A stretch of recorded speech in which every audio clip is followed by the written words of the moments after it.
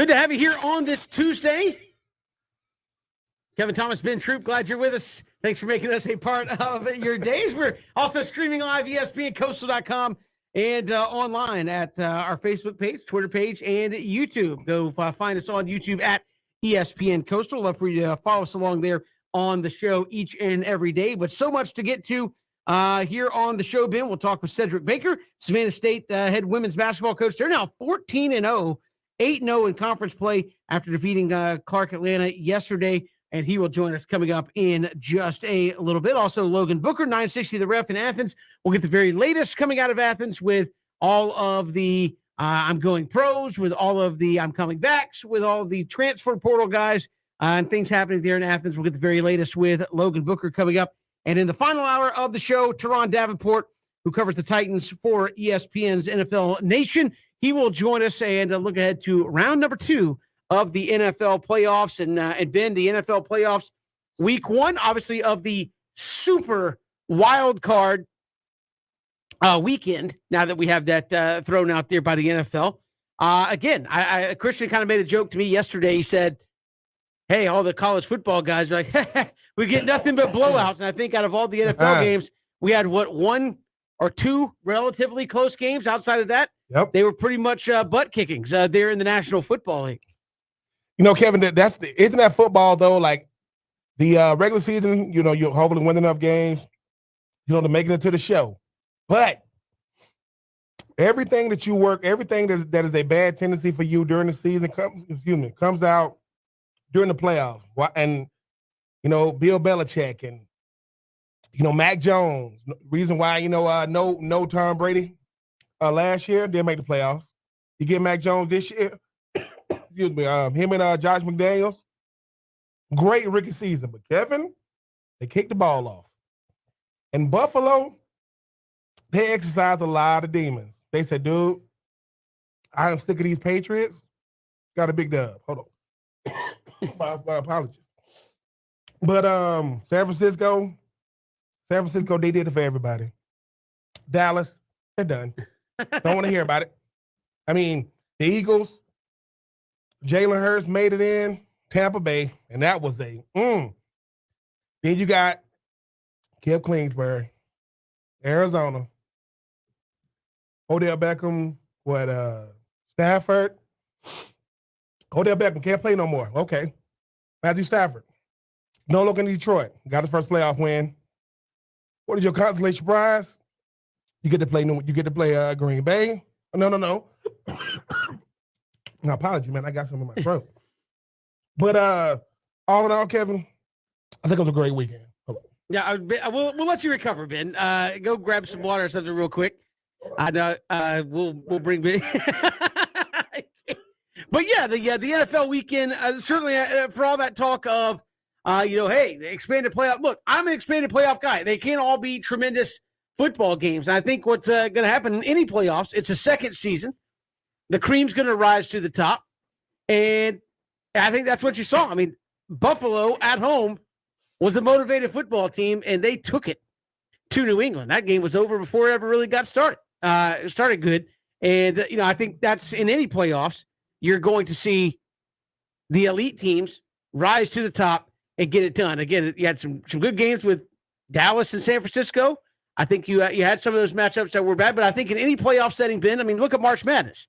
For as much as we all look at March Madness, that's the biggest bracket we have going, right? I mean, that's 68 teams, and people are like, oh, love the upsets. Yeah, but how many games in the March Madness bracket are 20-point butt kickings? We just focus on the 3 or 4 or 5 of the 32 first-round games. Out of 32, maybe 5 came down to the buzzer and were upsets and all that. The rest are 10, 12, 15-point wins at times and maybe aren't all that interesting. I think that's just a product of a playoff, no matter how you do it. And again, I don't think just because the super wild card weekend went this way, it's an indictment of the fact that we shouldn't have them anymore. I just think, look, in any kind of playoff like that, the teams that are hungry, the teams that are motivated, the teams that are better are going to rise to the top and take care of business. I think you saw a lot of that there this weekend. Cincinnati, Kevin, might be the most dangerous team still left in this thing because they're so young and and unfortunately, when it comes to a team, Kevin, you get the good, you inherit the good and the long history of the bad. as it pertains to, what goes on. But Cincinnati, very, very impressive. Dang it, Raiders. Like, you was right there. Derek Carr. There's a guy by the name of Hunter Renfrow. He gets open a lot. And he usually get open right at the snap of the ball. That's just getting back to, because that's another team, Kevin, that hasn't won. It's funny. You end up having teams that haven't won. Like the Raiders ain't won a playoff game in a long time. Cincinnati, none of these players was born last time they won one. You talk about the Dallas Cowboys and the I guess like the prestige of the star. Like everybody knows, right? San Francisco finally got them out. When you think about this Bills team, they put the NFL on notice. We don't want to beat you. We want to beat the brakes off you. They beat the brakes off of the Patriots, who for the last 10 years, Kevin. They have been the gold standard, in the National Football League, because you had to come through them. You talk about Cliff Kingsbury. I talked about it earlier with him and the Arizona experiment with Cliff Kingsbury. One thing, Arizona is getting ready to re-sign Kyler Murray. Is Kingsbury gonna be there when they do that? We will see Sean McVay, the great Sean McVay. He gets another game. But Tom Brady, no Antonio Brown, no Leonard Fournette, no problem. They still went out there and just handled Philadelphia. I give a lot of teams a lot of credit, for the way in which they played and, battling back. Joe Burrow doesn't lack confidence.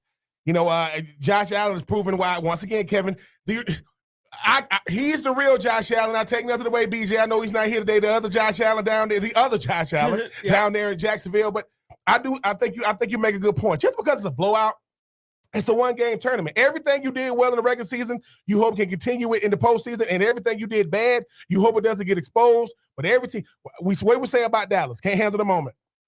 Everybody, the ghost of Tony Romo is hovering over the Dallas Cowboys right now, because CeeDee Lamb, Dak Prescott, Amari Cooper, Pollard, Micah Parsons, Trevon Diggs, DeMarcus Lawrence, Van Den Esch, L. I don't get it. Forget the star on the helmet. That's a lot of star power. You have the potential defensive player of the year, not named TJ Watt or Trevon Diggs. You got the runaway defensive rookie of the year, in Micah Parsons. Didn't matter. So, yeah, Kevin, I think it was a good week. I like the Super Wild Card weekend. I think it lived up to it. People are going to look at the final result because their team didn't win. Well, if you're a Dallas Cowboy fan, you deserve everything y'all get. What would make you think Dallas is going to win it?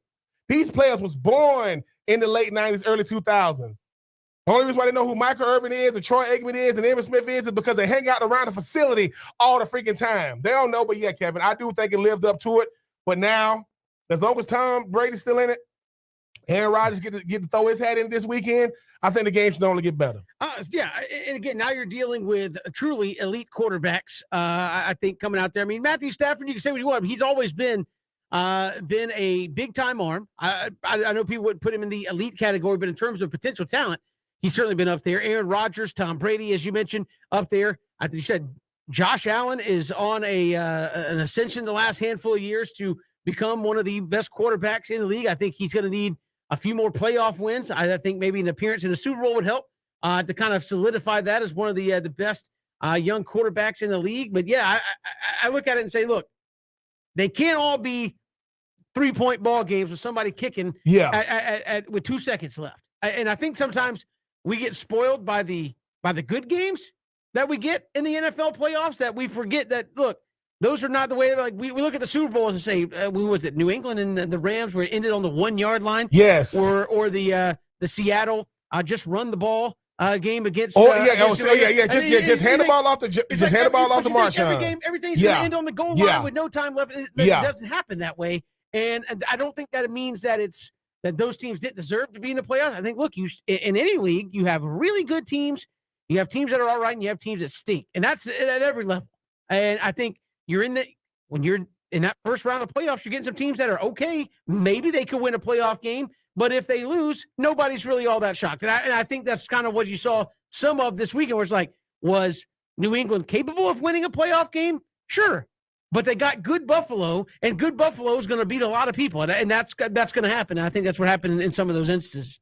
And Kevin, the thing is, too, right? Look, we ain't giving credit to the teams that haven't been here in a while. Buffalo don't know about beating the brakes off nobody. It's been a long time, right? It's been a long time. Cincinnati hasn't won a playoff game. They went to a bunch of them under Andy Dalton, and Marvin Lewis, but they didn't win any of them. And they finally won one. The people act like I mean, look at what Joe Burrow means to that franchise. Jamar Chase and T. Higgins, and those guys. I mean, you got a lot of young talent surrounding Joe Burrow. Dallas, I just don't get it. All this talent, and it just keeps happening. Now, Kevin, once again, we're gonna talk about this. Kevin has won me over. There are no curses, people. My Braves started it, and obviously the Georgia Bulldogs ended it. But you got to ask yourself. You just don't make plays. That's really what it is. Well, you look at Arizona, right? Came out the first 8-9 games of the season. Can't nobody beat them. Then they just, I don't know what happened. I don't know if it was because of DeAndre Hopkins got hurt, but they just can't get it done. J.J. Watt, the older J.J., the older Watt, not T.J., he was like, dude, we just didn't get it done, man. I mean, you got Cincinnati head coach giving game balls out to like local businesses because it means that much, right? But I will say Buffalo, Cincinnati, and the Rams. I mean, the Rams are a Johnny-come-lately team too. I mean, I know that Sean McVay has been good since he got there, but you're doing this with a total different set of players. I mean, Von Miller, Jalen Ramsey, Odell Beckham, Matthew Stafford got his first. So you got some really, really good storylines. But if your team won, you good. If your team got blown out, they were just good in the regular season. Dallas, and they're not that good in the postseason. And some of these teams will carry on a legacy that they kind of want to, put in the rear view, but it's going to take another year to do that. Well, and again, that's the thing. I always find people, and Cam talked about it, I'm not picking on Cam, but I always hear people hating on the Dallas Cowboys, like, oh, the Cowboys, when I was in middle school, I think they're fine. You can thumbs down. When I was in middle school, this is the team. In high school, this was the team with Aikman, Emmitt Smith, Michael Irvin. They were dominating the National Football League. They are not cursed because of Jerry Jones or anything else. They are a team that has won Super Bowls. If you are hating on the Cowboys, check how many bowls, how many Lombardi trophies you have in your crib, because they have plenty. Mm-hmm. So I'm looking at it and saying, look, these are just teams that are not good enough to get it done individually with the Dallas Cowboys. What happened on over the weekend with Dallas? That's football awareness. Yes, that's not a curse. Oh my God, that's not a curse. Just imagine this, Kevin. If that's Matty Ice, if Matty Ice did what Dak Prescott did this weekend, we're going crazy. If Cam did that, let's face it. At the end of the day, football comes down to clock management, big time decisions, and football awareness. Well, Mike McCartney, I don't care what nobody say. He's all right as a coach. People go, no, he is. Yeah, he is. He had the two greatest Green Bay Packers in franchise history. He had Brett Favre and he had Aaron Rodgers, and he went to one Super Bowl and won it. That's it. That's what he did in 13 years. Then you give him Dak and all these weapons. Dak ran the football and spotted the football on his own. Dak got his own set of rules. And then after the game, he was like, wait, he used the word, well, we got to have more weapons. No. We didn't do that. You did that. You ran and look, if they're going to let players start spotting the football, it's only going to be first down. It was 3rd-16. Well, I spotted that. That's the first down. So it happens, Kevin. I mean, the moment sometimes, gets away from it. But, hey, man, shout out to all the teams that advanced. I mean, I'm not here to make excuses for no teams. You're in the National Football League. You get paid to play football. Handle your business, and, you'll be in the winner's circle. Yeah, we'll talk more about that as we go throughout the show here on this Tuesday. We've got plenty to come. As we said, Logan Booker, 960 The Ref in Athens, going to join us next hour. We'll get the very latest of the comings and goings there with the Bulldog program. Teron Davenport, who covers the Titans for ESPN's NFL Nation. He will join us coming up in the final hour. Obviously, the Titans are back in it now in the playoffs, and we'll get his thoughts on the Titans in Cincinnati. Could be very interesting ball game there coming up this weekend. So we'll get to all that. More Cedric Baker, Savannah State women's head basketball coach, set to join us here on the show. They are 14-0, 8-0 after a win last night in conference play over Clark Atlanta. He will join us when we return. It's 3 and Out on the Southern Pigskin Radio Network.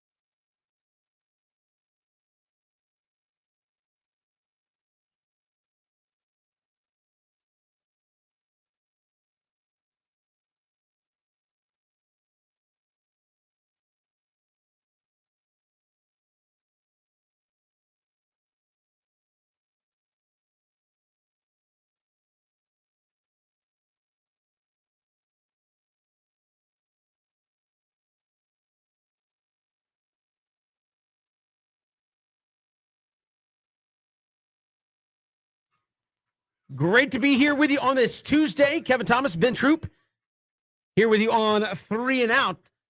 College basketball season in full swing, and right here along the coast, Savannah State women's basketball team having a tremendous year. They are off to a 14-0 start, 8-0 in SEAC play, including a 92-57 win yesterday over Clark Atlanta University. Their head basketball coach, excuse me, I'm in football mode. Their head basketball coach entering his 17th season there at Savannah State. Cedric Baker joins us here on 3 and Out. Coach, welcome to the show. How are you?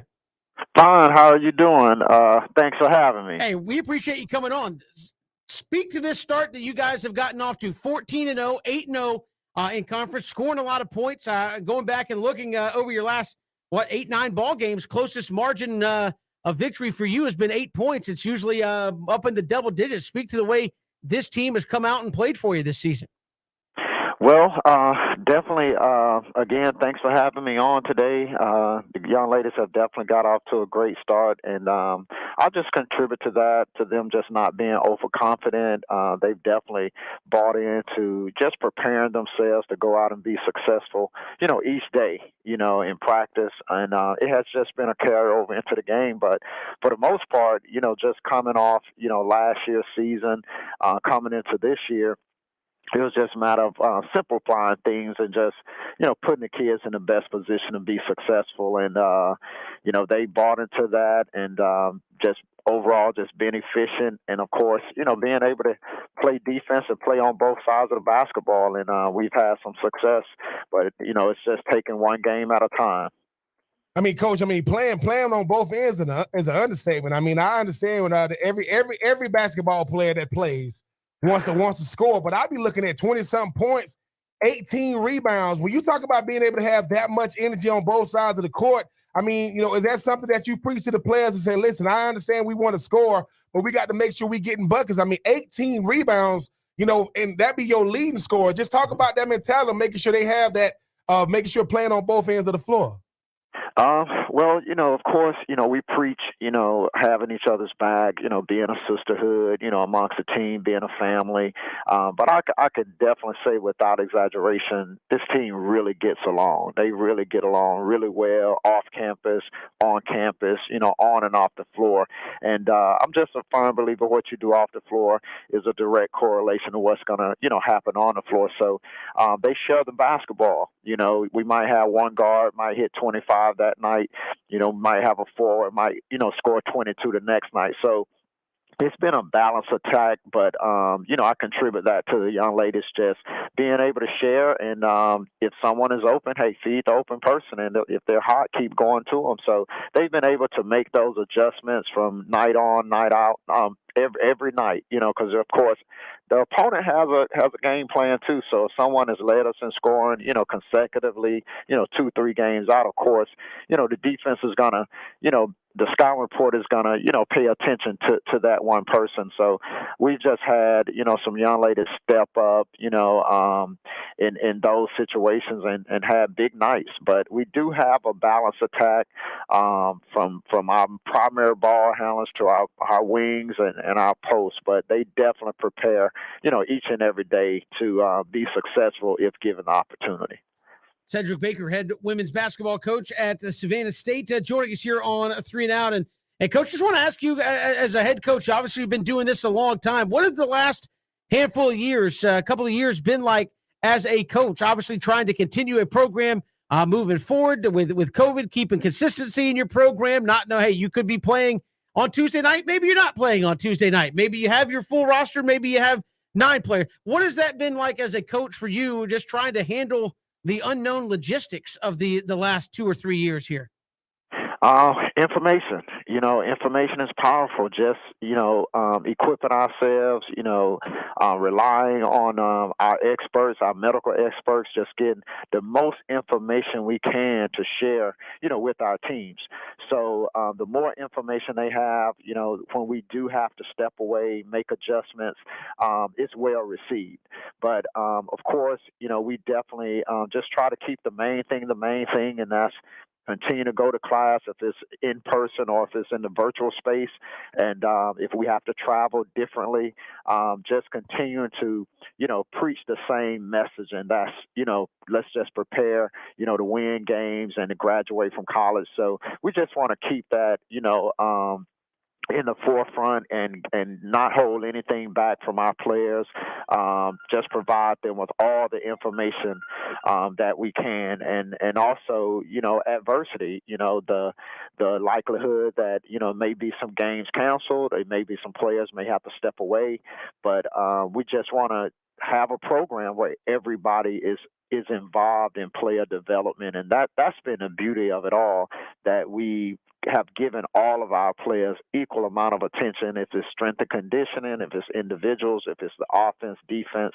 So they all are prepared if they, have to step in for whatever reason.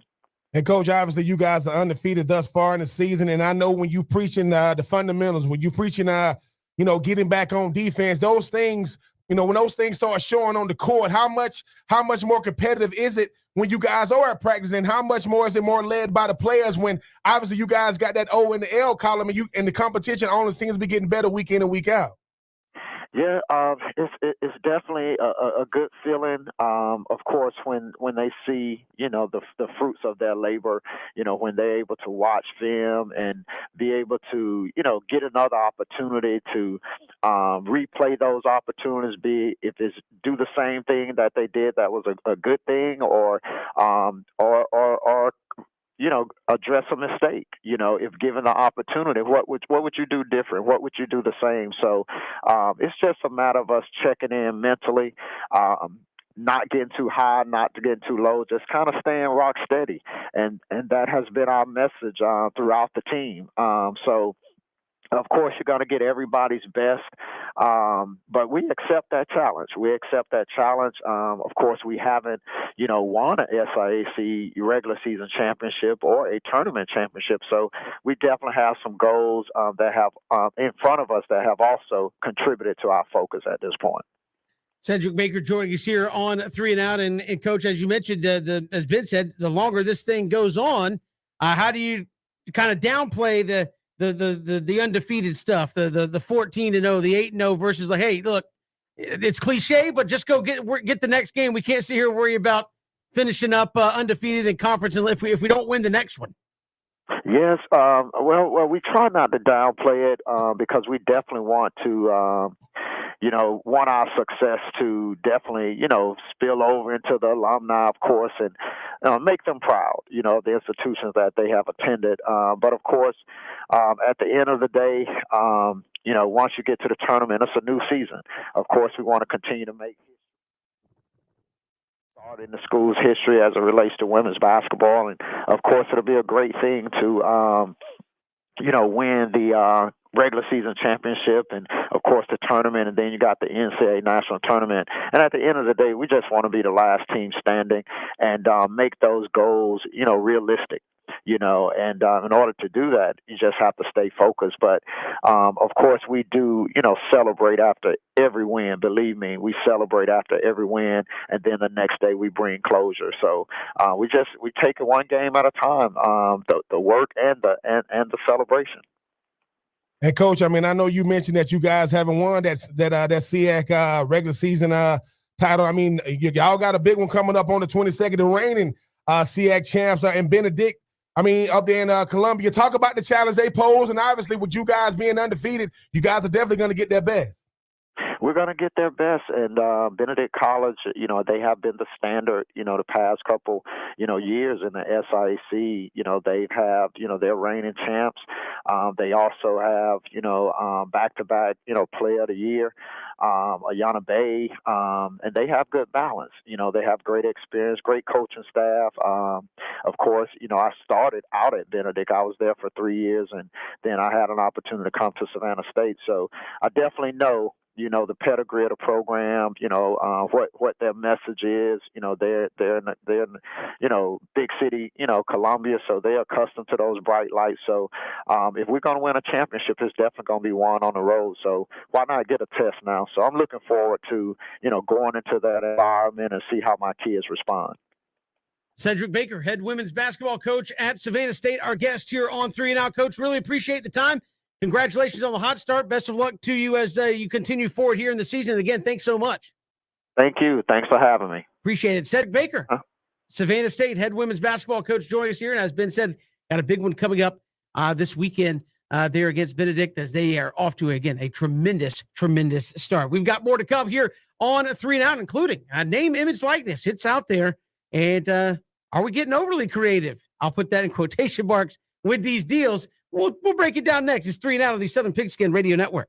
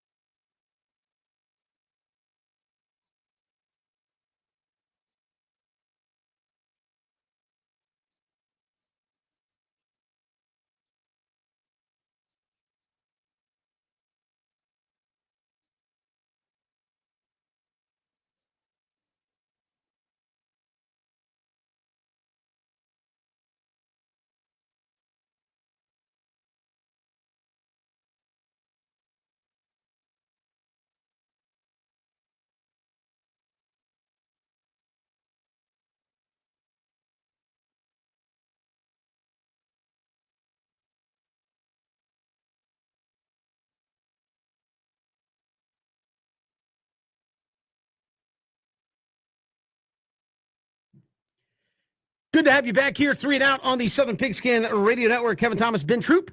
Glad you were with us. And Ben, we'll talk obviously some Georgia football with Logan Booker, 960, the ref in Athens coming up in just a little bit. And certainly a lot of movement in and out there of Athens with guys going to the pros, guys coming back, guys entering the transfer portal. So we'll get the very latest there. But college football is always in the news, Ben. And certainly name, image, likeness has been in the news in a roundabout way for going on about a year, a little bit less than a year ago when it really was like, hey, this is going to happen moving forward.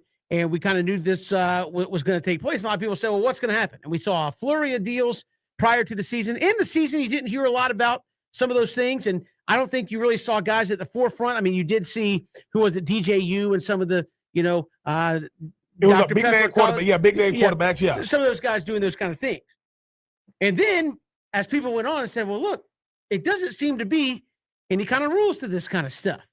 Like, you can give money to anybody under name, image, likeness. And I'm not saying that's bad. Don't take me wrong. But, we've seen guys that have gotten big money deals, and you're like Texas, hey, we got a fund. We're going to pay every lineman $50,000. Well, now, that doesn't sound like I'm buying your name, image, likeness. That just sounds like I'm buying you, period, the end. And then you see Miami. A prominent alumnus, Ben, goes out, starts a company. I believe it's called Life Wallet. So maybe it's already worth it that I just mentioned the name on the air. But he started a company. A week after the company kind of went public and people could find out what it was, they announced all these name, image, likeness. So you barely have a company, barely have a product. You're handing out name, image, likeness deals. All the NIL deals are going to who? Players at the U. So is that a marketing deal? Is that a name, image, likeness deal? Or is this becoming a slush fund just to simply pay your recruits to make sure they stay in because one of the stated goals, you saw Drew Rosenhaus, who's an agent, came out and said, these type of deals are important to keep the best players at the U and out of the transfer portal. Yes. That's not name, image, likeness. Yes. That's pay to stay. Yeah. That is not that. So, I just wonder, are we reaching a point where it's getting a little ridiculous where, again, nobody said, hey, you can't go out and make money on yourself. Well, you're not making money on yourself. You're making money because you just happen to be there. If it was, some of these guys, if it wasn't you, it'd be whoever was there. Of course. Not necessarily because of you, which is kind of, to me, the whole crux behind name, image, likeness. So are we getting away from name, image, likeness? And are we just simply bringing the seedy underbelly of recruiting out to the forefront under the guise of name, image, likeness? I'm going to say all of the above. I'm going to say everything you just said. And Kevin, but think about that former Kane. What they're saying is, look, man, we want to take advantage of this. Why? We're not big name companies. We're not established brands. But what do I have those brands don't have? I'm a former Kane. What am I going to be able to get? And he's got $10 million apparently. And absolutely. So what happens is, Kevin, you said it. When you start talking about recruiting, if we really want to talk about recruiting, it's going to get ugly. We're talking about money. What happened at Tennessee is laughable. When people talking about money, because when you start thinking about it, people say, oh, they got these recruiting budgets. Look, man, I was a recruiter at one time, and the promises weren't made to me because I didn't play the premier position. But if I'm coming out right now, NIL deal, and somebody's going to give me money to come to school A, and school B say we got academics and athletics, well, they got that over here. But I'm getting cold hard cash. Why wouldn't? Because like I know, Kevin, Georgia just showed you only one team gonna win it, right? And if you ain't in the SEC or you ain't Clemson, Ohio State, that ain't happening for you either. So I think that when you look at what it really is, it's almost like we say things to each other, but we hear something different. I can tell somebody to be quiet. They say, man, you told me to shut up. No, I told you to be quiet. So when people hear NIL, they're thinking, all right, let's see what the rules of this thing are. And somebody says, that's money out in the open. Yeah. That we can't get in trouble for? No. So how do we do it? And I'm surprised. I partner with, a group down there at the University of Florida to try to help them do NIL deals, right? And I think what happens is, Kevin, what you're going to start seeing is this. You're going to have a former player or former players getting with a company that's going to fund them to help them. Because the thing about the companies is this. Companies aren't used to negotiating with, quote, amateurs. They're not used to that. But, Kevin, it's like you said, Right now, the perception of the NIL is alive and well because there aren't really, the rules are being written as it goes. We don't really know what it is, but the reality is setting in here sooner rather than later, and these players got to understand, right? Coming into college is about 70-30, more like 80-20. 80% where you went, 20% you. Now, the more stars you got next to your name, the position you get to start adding 21, 22, 23%. It's never going to be more than 50-50. No one will ever be as big as a school because they associate you with the team you're on. Now, Kevin, we talked about this time last year, you got the Bo Nix, you got the DJUs, you got the Spencer Riley's. These dudes getting big-time deals. All those dudes are different schools now. So you think about the people that's in that region of the country that's saying, hey, what if I'm with a said restaurant that's only in one region of the country and I'm going to another region? So I will say contracts, people, it's not for the person signing it. It's for the person giving it to you. They're like, look, we got to have language in this contract. That way when you decide, and this is another thing too, these parents are used to helping their kids, these young men when it's time to go pro, but you got an agent. Now, who's speaking on behalf of these players? Because I'm telling you, Kevin, you are right. Yeah. When it comes to NIL, it's a good thing. Make no mistake about it, it's a good thing. But it's a bunch of thousandaires. Anybody that's getting but you look at the Miami deal here. This is obviously a former Miami. He's a Miami booster who has basically created a company and using that company to give deals to players. They have secured, according to Darren Ravel, and he posted this on Twitter. John Reese is the guy putting this together. They have secured $10 million to pay players. Wait a minute. Is that the new budget line under the company? We need NIL pay players. I mean, I'm sorry, Ben, you and I cover college football. Name, image, likeness usually is associated with what? Who you are and how well you are known, right? So you have certain guys, Tyler Van Dyke, Miami starting quarterback. Maybe if you're a fan of the ACC, you might know who that is. If you're a Miami Cane fan, you might know who that is. $50K. Okay, not necessarily a problem. Then you start going down the list of 8, 9, 10 other guys, and you're going, not sure I know who that guy is. Nope. But they're getting 42. If you know who Van Dyke is. That's what I'm saying. Yeah. So you're talking about guys getting from 50K to quarterback all the way down to 36K. And then I think this to me is where it rubs me the wrong way. Not because I think you're taking NIL then and turning the rules. Drew Rosenhaus, this is the quote from him. And he said, and he's a grad, by the way, quote, "This is giving the Hurricanes the opportunity to compete with Alabama and LSU. Wrong. And will allow Miami to, quote, get the best players and keep them out of the transfer portal." Is that what NIL is for? That's what he thinks. That's what I'm saying. No. I'm saying take a step back and say, I'm the NCAA. I'm college. We all agree, hey, go ahead, players, make money on yourselves. This is the schools basically setting up funds to do it. I mean, I think it's kind of becoming. But then I would ask Drew. I would say, okay, you listen. You're not gonna. Drew Rosenhaus is doing what the agent's supposed to do. I'm speaking on behalf of my alma mater as well as the region of the country that I represent, that I live in. So I get it. But when people always say that, right? This is how we're going to compete with the Georgias and the LSUs and the Clemson of the world. What do you mean by compete? Like what? Stay on the field with them? You haven't been to an ACC championship game yet. Oh, they've been to one. Well, they've been to one. So you want to compete with the teams playing for natties. You can't even represent your side of the conference that you're in. Now, he makes a good point, but this is the thing. There are things that you're only supposed to think, you're not supposed to say out loud. Because Drew Rosenhaus, he's an agent. Yes, I'm a recruit right there, Miami. I mean, he's had all those Miami players that came through there, right? But at the same time, he ain't throwing up no money. See, that's like saying, "Hey man, of course they're gonna get the best player." I ain't putting no money in it. Why? No, I'm not doing it because. But was NIL designed to get the best players and keep them out of the transfer portal? I know it was a pitch to get the best players. Most definitely, it's a pitch. Sure. Now, Kevin, I don't know if an NIL can keep you out of the transfer portal because this is another thing, right? NIL is supposed to make it so that they can make a couple of dollars. Like the best way to sum it up is this: these NIL deals mean so players. They don't have time to work. Their schedule is so crazy. Now, they're not going to let me come to work from 1 to 3 or I don't know, 6 to 9 every day. And on the weekend, on Sundays, they're going to let me work out. No, there's a chance for them to make a couple of dollars. But this is the other thing, that's not being talked about. The product on the field. Because, see, the NIL deal you get once you're there is because you're there. The opportunity for that deal going up, It's based on how you play and how the team is playing. So if the team, Miami is not getting players because they ain't got money to pay them. They ain't getting players because they're not competing in that conference. That's why you're not getting it. And look at the location. Listen, if kids don't want to go to Miami, just look at the location first. Nope, don't want to do it. Where you going? So I do think, Kevin, when you think about NIL, because let's face it now, people don't like this. All right, these new companies coming up, let a big company come, an established company that's been had budget money. They will get rid of y'all really, really quickly. Because if you offering $50K and they offering $100K, y'all don't want to start this thing? Just I do think Kevin is going to be healthy, but Kevin, you know, just like I know, 85 guys on the team, 85 guys ain't getting no NIL deals.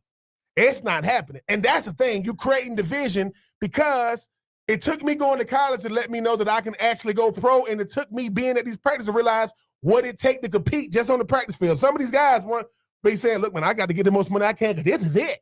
I'm not going to the combine to getting these things. But the Drew Rosenhaus of the one, think about this. The same guy speaking on behalf of, quote, the players, ain't giving out no money. And when that said player wants to go pro and he ain't going to be a top pick, Drew going to be like, sorry, man. Like, I'm only dealing with the ones going to put money in my pocket. It's gonna get crazier, Kevin, before it kind of settles, before the dust settles. But you know, just like I know, Kevin, these NIL deals, that's a lot of people you dealing with now because the NFL, it ain't but so many players and they got contract and they got agents. But I mean, I've said this: every school's got a booster or two or three or 100. As Ben, you and I have talked off air and said, look, people don't even realize how much money are flowing through these schools. And you said, look, the University of Florida, for example, you said it. I think was it you have a friend that works in the one of the departments of for giving or whatever, and you said, hey, he works in the booster department. But he got a phone call. It's like, hey, I'll give you $20 million or whatever it was, just on a Tuesday. And it's like,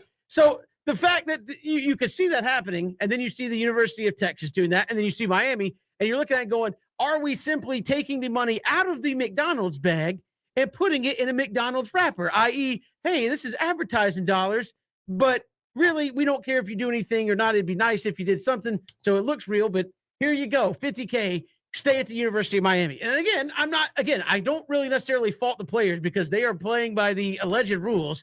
I just think if you're the NCAA, this shows how little power they have at this point, Ben. You take a step back, they kind of said NIL, whatever your state rule says. What about the states that don't have rules? Well, whatever the federal rule is, we'll just go by that. But all 50 states aren't the same. That's fine. Just do what you can do in your state. I mean, this is kind of what they've done, right? It is. And so now you get to this point, you're going, are we creating shell companies in order to pay players to come to school and stay at school when 8 months ago, that kind of stuff would have been deemed illegal? And only difference is we're calling it name, image, and likeness for some kind of marketing deal. And again, I think if you're the NCAA, you got to be looking back and going, we have done nothing. We have said nothing. And now, to me, Ben, you want to talk about the haves and have-nots.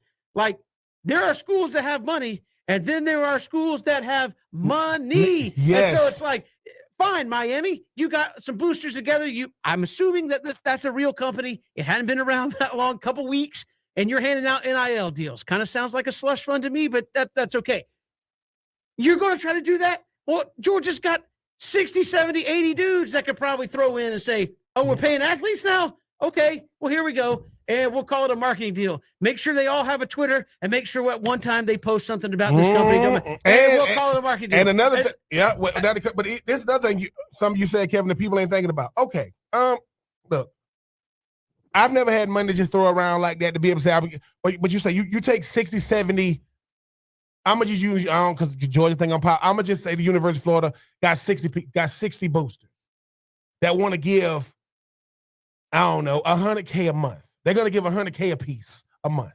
And they saying, all right, we all giving $100K. What players they want to get certain players. And this is the thing.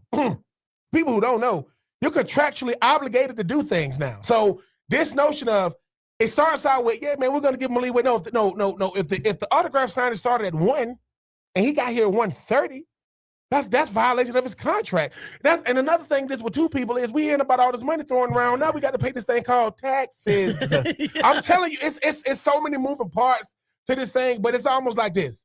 You're talking about people that ain't never really had no big dollars. So we'll see what happens, Kevin. But it's probably going to get crazy before it gets Yeah, better. and again, I think it's very interesting that a lot of this stuff going on, the NCAA kind of sit back and is like, no, we don't need any regulation of this, not even to make sure it's all legit. We got more to come. It's 3 and Out, Southern Pigskin Radio Network.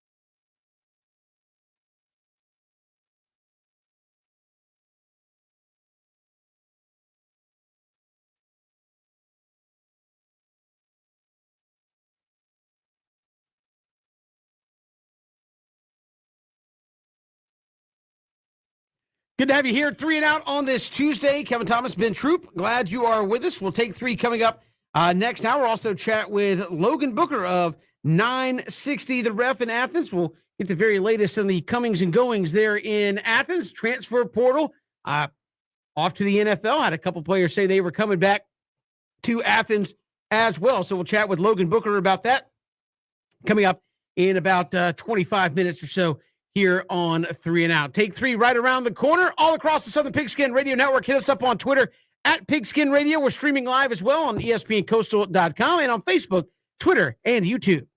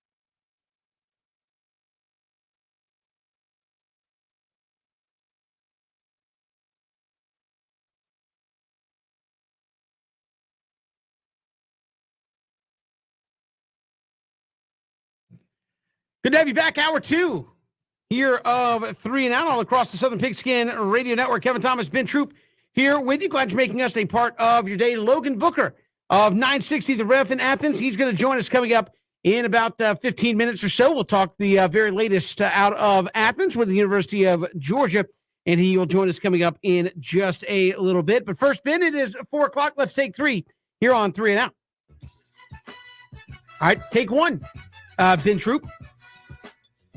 What was the most impressive performance of the NFL weekend? And I'll leave that to you. Most impressive individual, most impressive team performance. However you want to do it, individual, team, doesn't matter. Most impressive performance of the NFL weekend. Most impressive performance by far is the Buffalo Bills. You talk about a Buffalo Bills team that's already given Josh Allen out of Wyoming the smidgen under 6'5". Kevin already gave him a contract extension in the offseason, gave him Stephon Diggs last year, who was a first-team All-Pro. You talk about a team that if they could find a way to just play better last year in the playoffs, they probably move on. But it wasn't a game. I mean, we're talking about a New England Patriots team, Kevin, that Mac Jones, outside of Jamar Chase is a runaway offensive rookie of the year this year. They got handled.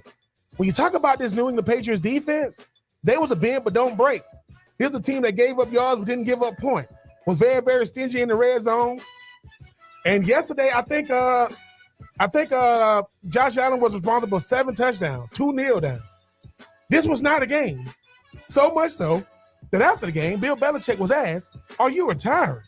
Like, you got beat that bad? Like, I've never in 2 years, Kevin. The New England Patriots didn't make the playoffs, which haven't happened in a long time last year, and got put out in the first round this year. So I would say the most impressive performance as a team for me is the Buffalo Bills, hands down, Josh Allen. The most impressive performance as a player is Odell Beckham Jr. And I know Deebo Samuels is a guy that's been integral for that San Francisco 49ers defense. The reason why I say Odell Beckham Jr. was, Kevin, everybody just said it's over with Odell Beckham Jr. And once he left the Giants, went over to the Browns, reunited with his best friend Jarvis Landry. He's not the same player. Can't get open. No, he's been out there with the Rams. I think got 5 or 6 touchdowns. Had a touchdown yesterday. He was graded the highest, and obviously plays with Cooper Kupp, by the way, who set the record. I mean, broke every major category, led in catches, yards, and touchdowns. Odell Beckham Jr. shows what happens when you can find a way to get him a rock. I mean, I think he graded out right at like 89.9%. That's 90% of my. If I have 89.9 in school, teacher, if you don't round that thing up and give me that 90 so I can think it look good. But yes, Odell Beckham individual performance, but team performance, it was in Buffalo Bills. I was going to say, I would say the Kansas City Chiefs. I know the Steelers were out there. Hey, one more. We got nothing to lose. I mean, and through a quarter and a half, it was pretty tight. Very tight football game. The Pat Mahomes, Ben, 5 touchdowns in about 11 minutes of game time, including a stretch where the Chiefs scored on 6 straight possessions in the football game. Very impressive there for the Chiefs and Pat Mahomes. So I will go with Pat Mahomes, although, as you said, there were a couple of games Travis Kelce got to throw that TD. Yep. I'm just saying, just showing what tight ends do if you let them throw the rock. It was a couple of games where it was over pretty quickly. It was over when they get off the bus. Yeah, in those games. All right, moving on. Take 2. The Hawks beat the Bucs yesterday. Of course, they played the annual Martin Luther King Jr. Day game there in Atlanta. Played the Bucs. Hawks beat them. Mm-hmm. Is this a sign of a turnaround for the ATL or just a blip? Just a blip. And this will make you mad about Atlanta, right? I think this is the second time Atlanta has beat the Bucs this season. I mean, I don't know if they played them more than twice, but I know they beat them twice this season. The thing about this Atlanta team, they kind of like, Kevin, they kind of like the Braves a couple of years ago. They play up the good competition and they play way down the bad competition. I know they're trying to like, I know Cam Reddish is gone. He's back reunited with RJ Barrett. They trying to, they still need, Zion. I don't know if that's gonna happen. But I just think the thing about this, this Hawks team is they show you just how good they can be. And they lost to the champs last year, the Bucs. And then you see how well they play them in the regular season. And what the regular season to me is not always a true barometer of what's going to happen the rest of the season. It shows what happens when a team decides to just like, hey, listen, man, we're going to lock in. We got Giannis and company coming to town. We want to make sure we give our best effort. they could beat a team like the Bucks, but we seen what happens in the series. Like, we thought they had them. Then the Bucks came back. But, yeah, I think it's a blip, Kevin, because the thing about Trae Young is going to give you buckets, but they are still a very, very young team and still trying to figure out how to win consistently. It was just a blip, unfortunately, for us.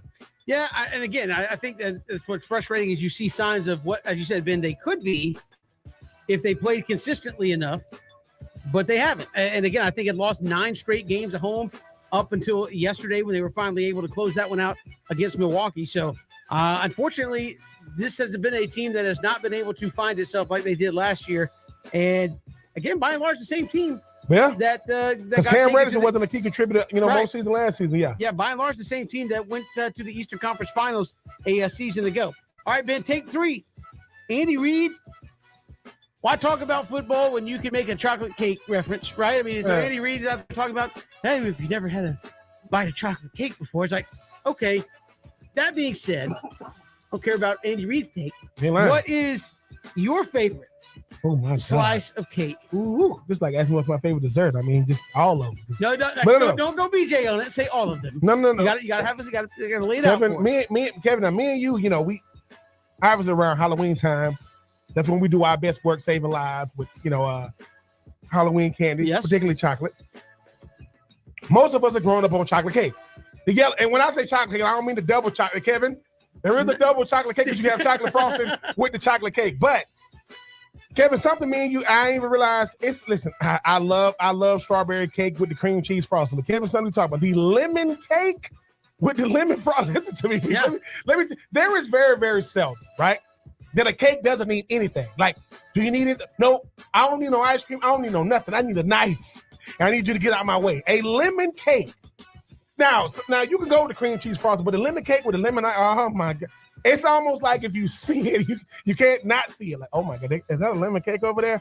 Because it's one of those things, Kevin, too. You don't see everybody make it because they probably, if it's good, they're gonna ask you to make it all the time. But a lemon cake with lemon frosting, get out my way. And that's one of those things to where I cut a slice and I'm looking at everybody else cutting slice. I mean, that's kind of big because I'm trying to be able to take the rest home. But yeah, a lemon cake with lemon icing, get out my way. I can eat that all day. Yeah, that's that you and I kind of found some commonality on that because I said the same thing. I was like, chocolate with the frosting, and you and I joke like the universal standard, like I'm just boring cake guy is yellow cake, chocolate frosting. Oh yeah, come on, it's good, but come on, man. Yeah. I mean, when you're a kid and you don't know no better, you're like, oh my God. But as you get older, you're like, man, I might have like exceeded my, quota when it comes to the freaking chocolate cake with the yellow. The yellow cake is always good, but the chocolate icing, man, come on, man. Yeah, it puts every time. But no, the lemon cake with the lemon frosting, and I told you, like for my birthday, my mom made me lemon pound cake with the lemon. It wasn't frosting, it was like the lemon glaze. Yes, very, very good, very, very good. And like you said, oh my God, give it about 8 seconds in the microwave. It's a wrap. You don't even need, like you said, you don't even need the ice cream to. Whenever you don't have to have whatever. Let me tell you, and I gotta say this too while we on cake. Sometimes the frosting is better than the cake, right? Sometimes you're like, oh, that the rainbow frosting. Yeah, but the thing about it is okay, like you said, when all I got to do when the cake is so good, I'm just drizzling on it. I don't got to, I'm just drizzling it. And like you said, Kevin, if you just put it, act like you got some sense. Put it there for about 8 seconds, maybe 10. It's warm, man. That's lit. When people go, oh, what about cake and ice cream? That means the cake is all right. Because the ice cream no. I just need the cake. I need a fork. And if we ain't got no forks, my hand will do. It's gonna go to its proper place. We'll bring in an expert on this. I got my son here, Ben. Mm-hmm. Brett, you are a cake expert, right? What is your favorite cake? Chocolate cake. You know what, Red? Oh, Red, did you just Red? You're also very young. You ain't a teenager yet. You haven't experienced exposure in the cake world yet. Now, all our favorite cake is chocolate cake because that's all we didn't know. Yeah. We didn't know about strawberry. Like I used to think the cake was the frosting. No, that's the frosting. The cake is underneath it. So really, it ain't chocolate cake. It's a yellow cake with chocolate frosting. He likes chocolate cake with chocolate chips. So you want chips in it. Oh, so you want the chocolate chip? So you have brought your daddy around to the chocolate, not the double fudge. We got to work on that. But the chocolate cake with the chocolate chips. Boy, you ain't going to sleep that night. I'm just saying. Is that your favorite kind? Yeah. Okay. All right, listen, I ain't arguing this. I had when we lived in Augusta, we lived in 3 different places. The last place we lived was on 2602 Shalimar Drive.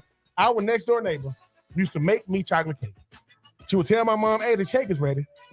I don't know how many, and she would always tell me, "Listen, you can just keep the plate." I filled up an entire little cabinet of plates. I used to tear this cake up, but then you go to college and people are like, "What kind of cake you like?" "Oh man, I like a chocolate cake." "You get your little country one." What? I don't know any other cakes that you get introduced to the strawberry, to the lemon, to the rainbow. Yeah. I mean, there's so many cakes out there, but listen, lemon cake people with the drizzle. Listen. Mama Thomas, you know what the address is. Do you like the funfetti cake? You know what funfetti is? Yeah. Do you like that one? No, you don't like the. You are young. What do you mean you don't like the funfetti? It tastes disgusting. Oh my! Listen. You about to get your radio privileges revoked. That's right. Is there such a thing as triple chocolate cake? I don't know. Yeah, there's not. That's right. It doesn't exist. I don't know is the good answer because it doesn't exist. Listen, Kevin was getting ready to eat the cake. They said, "Listen, we got triple chocolate." Oh, okay, I'm out of here. No, it's just a chocolate cake. That's fine. It's a chocolate cake with chocolate icing, with chocolate chips, and chocolate sprinkles, and chocolate chunks. Yeah. That is a chocolate cake with a lot of chocolate in it. It's still, yeah. With the chocolate mousse. All right, here's a question. Huh? If I had a Reese's cup and took the peanut butter out and filled it with chocolate, would I call that a double chocolate Reese's? I mean, Kevin, you might be on to something. No, I mean, you might. So, no. In a sense, though, I thought it was just a double fudge. Kevin's like, "Look, man, let me get the double chocolate chunk." Kevin's like, "Don't start. So let me get this right. The chocolate costs there. The chocolate is $2, but the double chocolate chunk, sir, that looks like chocolate ice cream with chocolate chunks in it. You gonna charge me an extra $1 for the chocolate chunk? My goodness, it's all the same thing. It's just different forms. That's all it is. Kevin is saying, if you melt it all down, could I tell the difference? And the answer is no. No, you can't. So it does not exist. There's no double strawberry, no triple strawberry. No triple. Let me vanilla. get the triple vanilla. Is that 3? You talking about 3 scoops? There's no double lemon cake. No, there's none of that. We just try to do it with chocolate and act like it's real. That's fine. No double, no triple chocolate. It's all chocolate. Enjoy it. I'm not saying I won't eat it. I just said it's not real.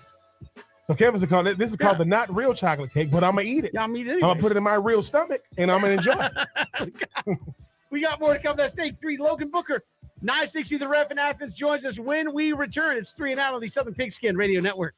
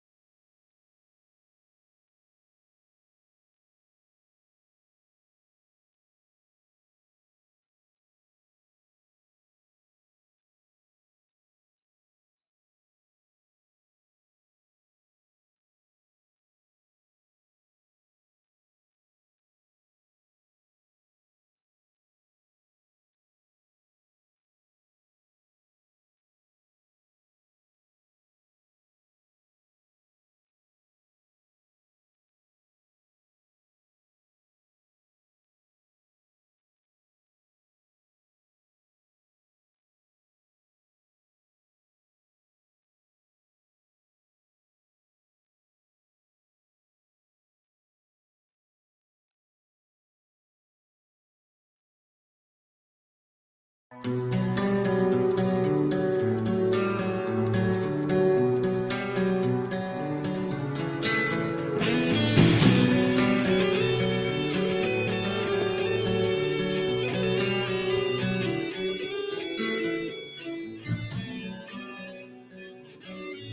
is Sunbelt Commissioner Keith Gill, and you're listening to 3 and Out with BJ, Kevin, and Vince.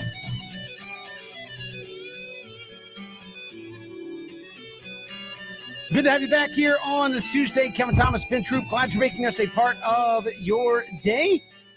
Georgia, obviously still reveling in the national championship of a little more than a week ago at this point, but it's been a busy time in Athens. Players coming and going to the NFL transfer portal, coming back for another year of eligibility. Here to help us get the very latest, Logan Booker, 960 The Ref in Athens, joins us. Logan, welcome to the show. How are you? Hey, as you can imagine, things in Athens are about as good as they've been in 41 years or so. Oh. It's good to join you guys, man. This is a heck of a time to be alive, for sure. It certainly is. And what has the mood in Athens been like the last 7 days since all that happened? I know, obviously, folks can search the internet and see the party that took place, but, I mean, how long has that party been going? Let me quote the great Waka Flocka Flame. I think he's the one that said, "It's a party, it's a party, it's a party, it's a party," and so forth. So this thing is crazy, man. This last weekend, I know you guys, like you mentioned, have referenced. I mean, you saw the celebration up here, over 100,000 people showing up and lining the streets and filling every single seat in Sanford Stadium. And look, we're a bunch of Georgia guys up here, and I've always wondered what it would feel like, what it would, the weight of that, drought being lifted off of your shoulders. What would that actually feel like when it happens? And I think the common thing that we've been getting from all of our listeners, it's 100 times better than anybody ever imagined. We got a lot of young guys that call into the show that have literally, like myself, at 38 years old, have never experienced what Georgia's going through. We've heard about it from our fathers, from our older fan bases, our relatives that were around in 1980, but we now have a bond that we can absolutely share with somebody of an older generation. And I don't know when this is going to stop. That's another common thing that our callers to our radio show are saying, is that they don't know when this feeling is going to go away. Maybe it won't be until kickoff September 3rd. Maybe it won't be until Georgia has a loss to a big rival at some point, because it's going to happen at some point in the history of time. But I don't know. This is a crazy feeling that I've never experienced. And the shows that we're doing from 6 to 10 on 960 The Ref are just they're just a party right now. It's crazy. I don't even know how to put it into words for you guys.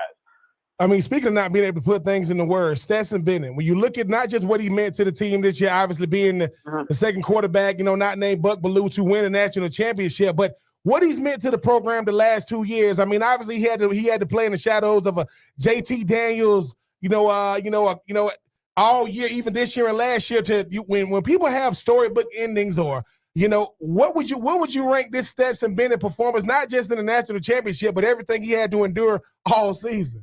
Yeah, I don't know when the statue is going to go up in Blackshear down there, but it needs to. There needs to be a statue right in the middle of the square that people can visit and drop like a postage stamp or something at his feet, as they make their way down to the cocktail party in the Golden Isles or something. But I saw somebody create, you guys may have seen the same thing. Somebody photoshopped, it's fake obviously, but like a Disney movie poster called The Mailman. And there was a couple of Stetson Bennett pictures there. I thoroughly believe that one day we're going to have a movie or something called The Mailman, whether that's an ESPN 30 for 30 or an actual Disney movie or something. The kid is a legend. I mean, what he did is just absolutely unheard of.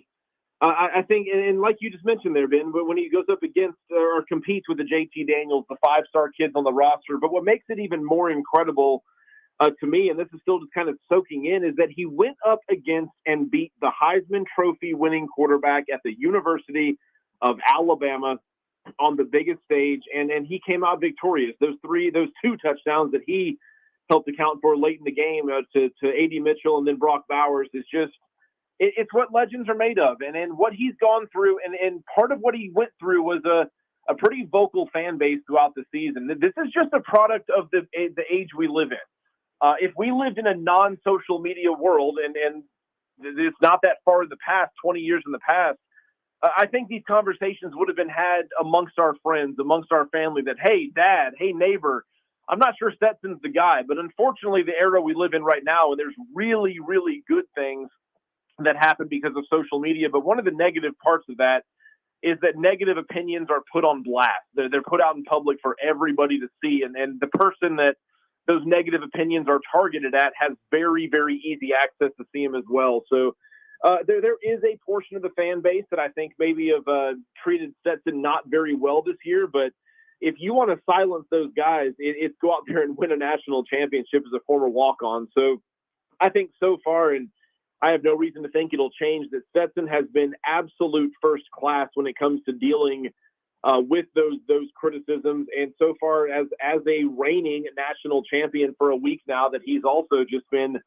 as humble and awesome as possible. And we're all kind of waiting to see now, does he come back? Does he has another year of eligibility somehow? The guy's been around, I feel like, since the Mark Richt days, but and that's sarcasm, obviously, but I feel like he's been around forever. And I kind of think he may come back next year. Why not? I mean, the guy's done everything he can do. And I guess the one downside risk would be, would you soil a legacy at all if you don't do it again? And I don't know. This is an amazing story. And I think there's going to be a lot of children 9-10 months down the road named Stetson or Bennett across the state of Georgia. So I think it's something that legends are made of.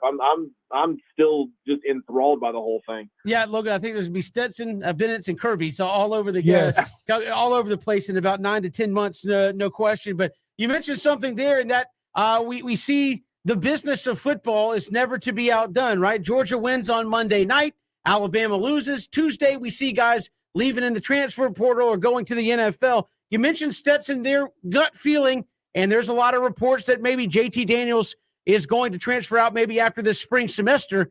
What happens there? Because obviously you've got a talented guy sitting there already in Brock Vandagriff, another one waiting to come in who have not yet to really see their full turn.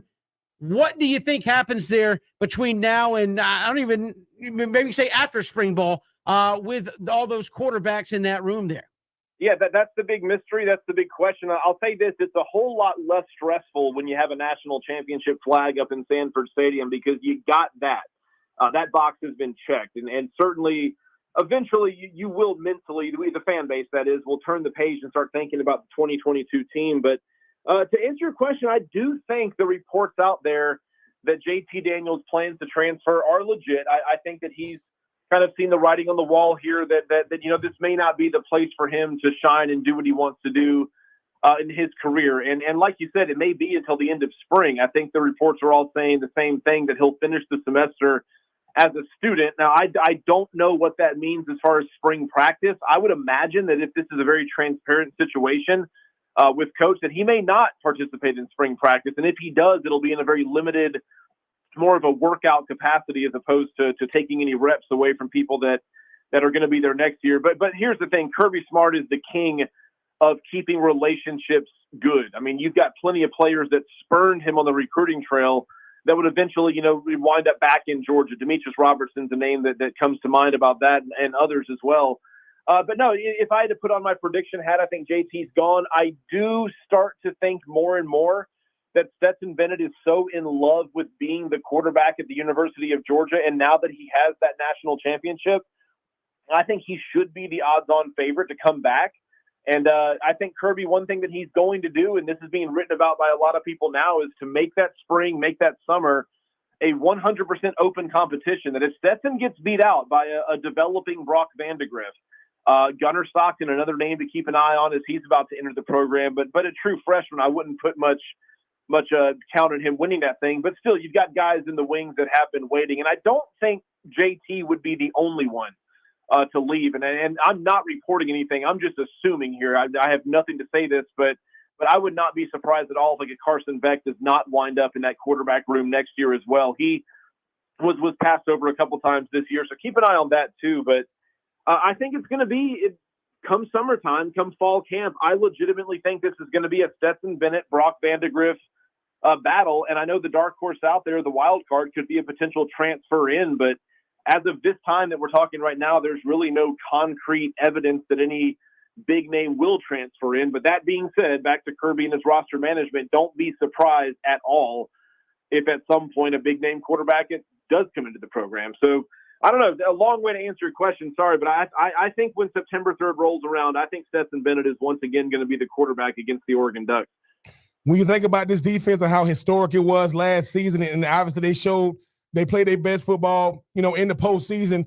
People are saying who's going to be coming back, who's going to be going to the NFL. You got Robert Beal, you got Chris Smith, you got Nolan Smith, the three guys that were key contributors this year. With Chris Smith obviously missing most of the year with the big pick in the first game, being able to come back next year. No one's I say that no one's expecting them to have the season they had next season, this season as far as their defense, but having guys like Smith, Chris Smith, Nolan Smith, and Robert Beal come back with the young guys they got waiting in the wings, how good can this defense be and reload in 2022 instead of trying to be able to fit some holes?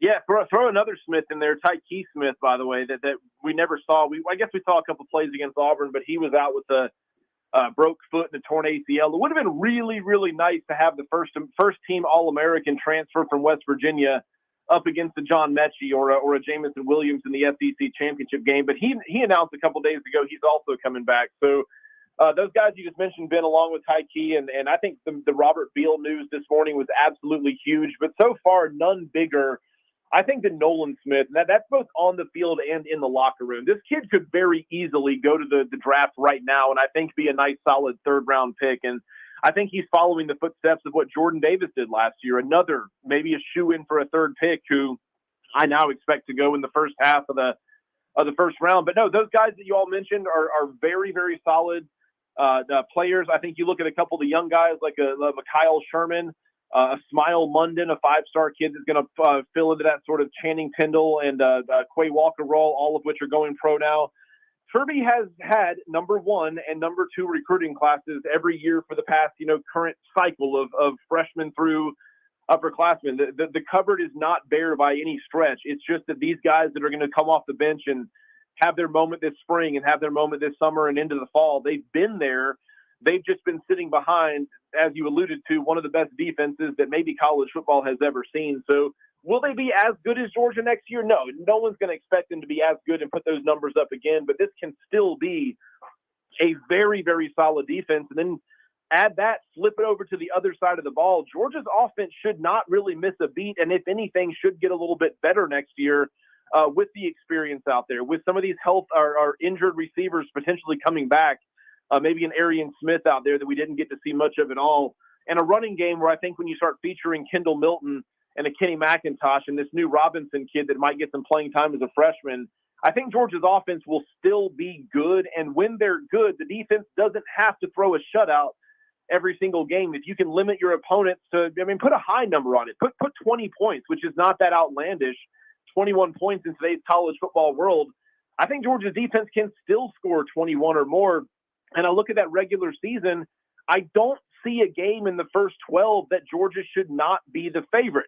But that being said, Alabama's going to be mad. Alabama's going to be really darn good next year. If these two teams meet in the SEC championship, you can say Nick Saban's going to have a little something for the dogs there. But, I don't think Georgia fans should look at the defense in 2022 and expect some major drop-off. I think the announcement of kids coming back these last couple of days have been every bit as big as any recruit you could go get out there. Kirby's just in a roundabout way getting 5 stars to commit for the second time, and I think Georgia's defense will be pretty good next year.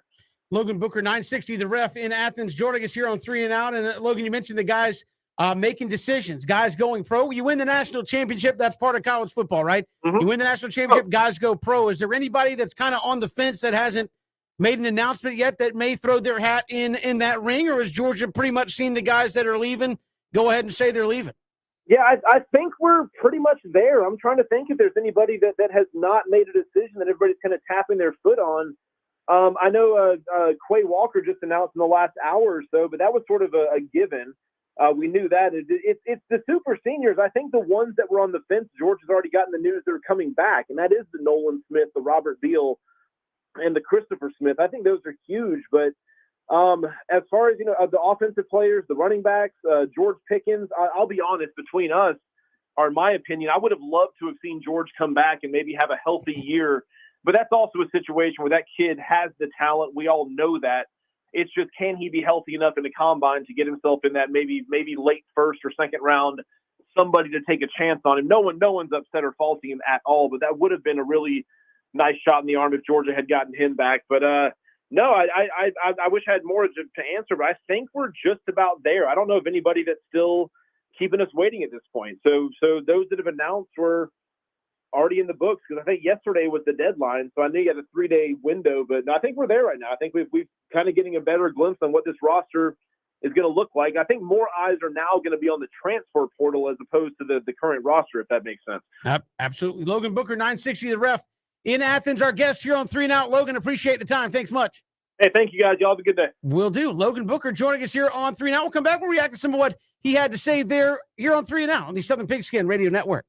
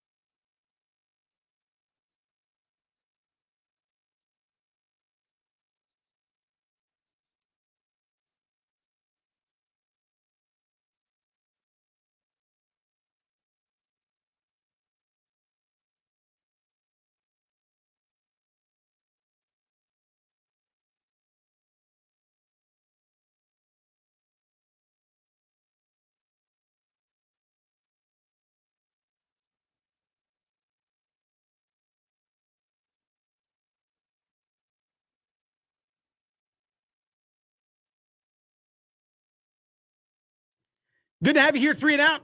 Ben, we just talked with Logan Booker last segment about obviously a lot going on at Georgia. Again, the expectation is that JT Daniels will transfer. A lot of reports out there, nothing official that he has done it, but a lot of reports that it's expected he will transfer at some point from the University of Georgia program.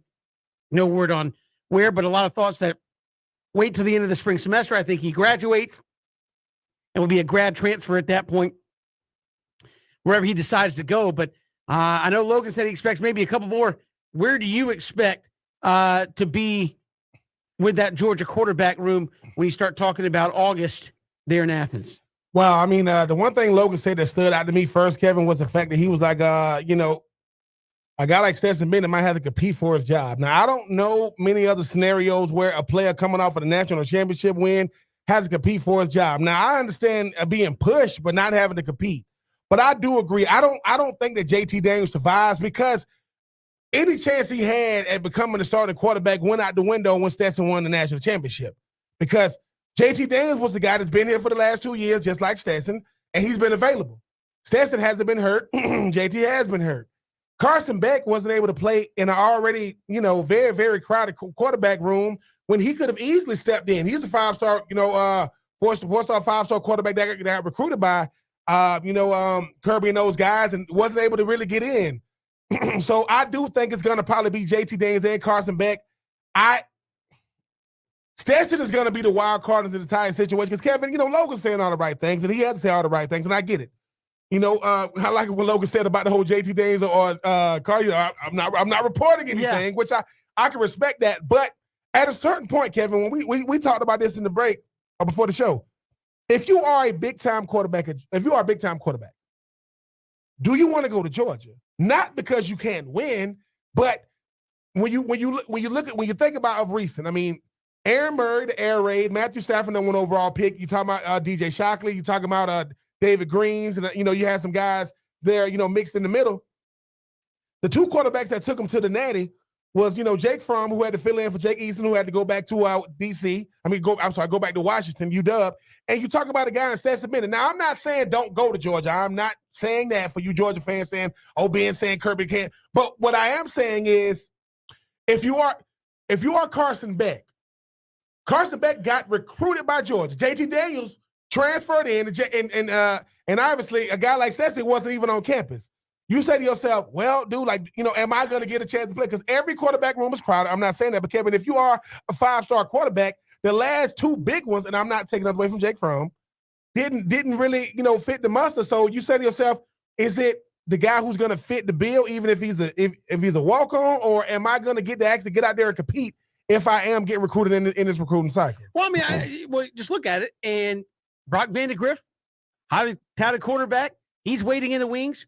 Gunnar Stockton, highly thought of quarterback, set all kind of records there at Raven County. Coming in, 5-star quarterback. I just look at it more from a bit, and this is not necessarily a Georgia problem. This is a Ohio State problem. It's only a problem at like 3 or 4 schools in the country, but you just start stacking up 5-stars, and it's the only position on the field, Ben, where one guy plays, right? Hey, I might be a 5-star left tackle recruit. Okay, I'm not starting. I'm second team, but I'm still getting reps. I'm still getting in. I'm not the starting running back, but I'm still getting in. I'm getting reps. I'm not the starting wide receiver, but we run 3 wide sets all game. I'm going to get in and see plays. Same for positions all across the field, except quarterback.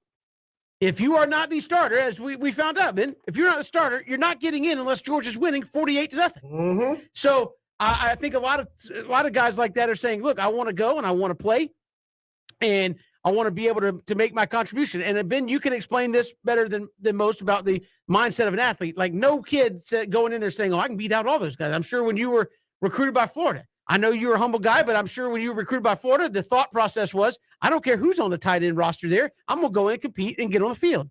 The end, because I'm good. I'm that guy. And so I hear all Georgia fans talking about Arch Manning. Okay, so Gunnar Stockton, Brock Vandegrift, then you're going to add Arch Manning. Can't but one of those guys play, right? I mean, so somebody's going to be unhappy because they all have elite talent. And as you know, Ben, if your ultimate goal is, look, I'm a highly thought of quarterback. My goal is to get to the NFL. You don't get to the NFL by, hey, let me see your game tape. Well, my game tape, remember when we were playing Vanderbilt and we were up 42-0?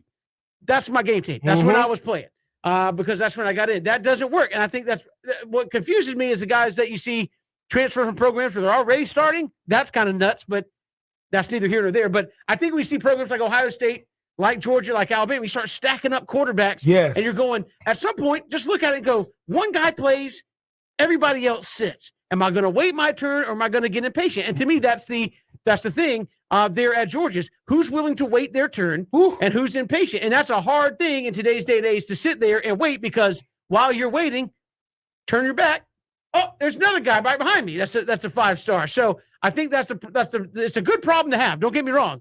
I think that's where Georgia finds themselves. We have Stetson Bennett, the unlikeliest of national championship heroes. And I think that throws another kind of angle into it, Ben.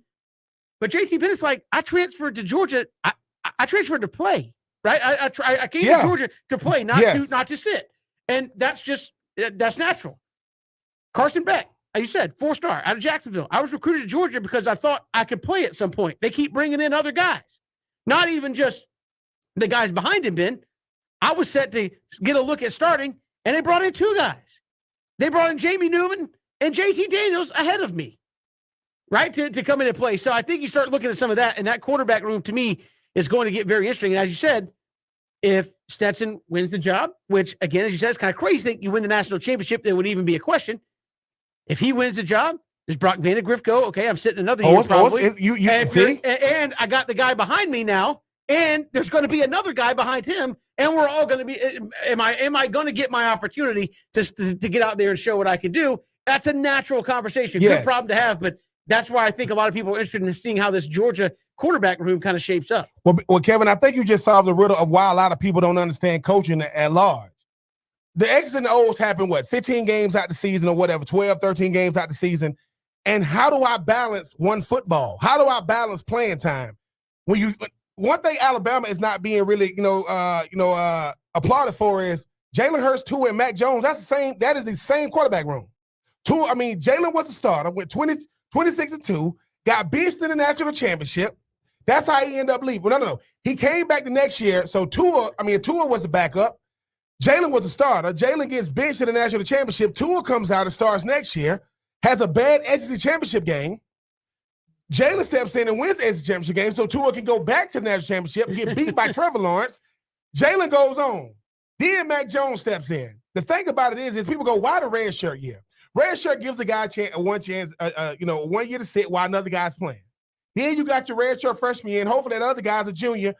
The guy staying 4 years, it's kind of an anomaly now. You want guys, look, man, you got 3 years. They're not telling you to move on. Like, come on, man, because it's like if you stay, you automatically got that started. And I think you just said it, Kevin. If you're talking about a guy like Carson Beck is more of a true barometer of what college football is. Like, there are no guarantees. People go, why you pick Florida over Georgia? Well, look what Florida had and Georgia. No, look what Georgia had and Florida didn't have. Florida had Spurrier, and then Georgia had Jim Donnan. Florida had a guy named, Aaron. And I love, and listen, and I love Aaron Walker. I love Benny Wells. I love, those guys. Georgia had Johnson, had McMichael, and had a guy by the name of Ben Watson. Where am I going to play at? Like, you talking about now, over there where I was going, none of those guys had my skill set. Now, we all had the same talent, different skill set.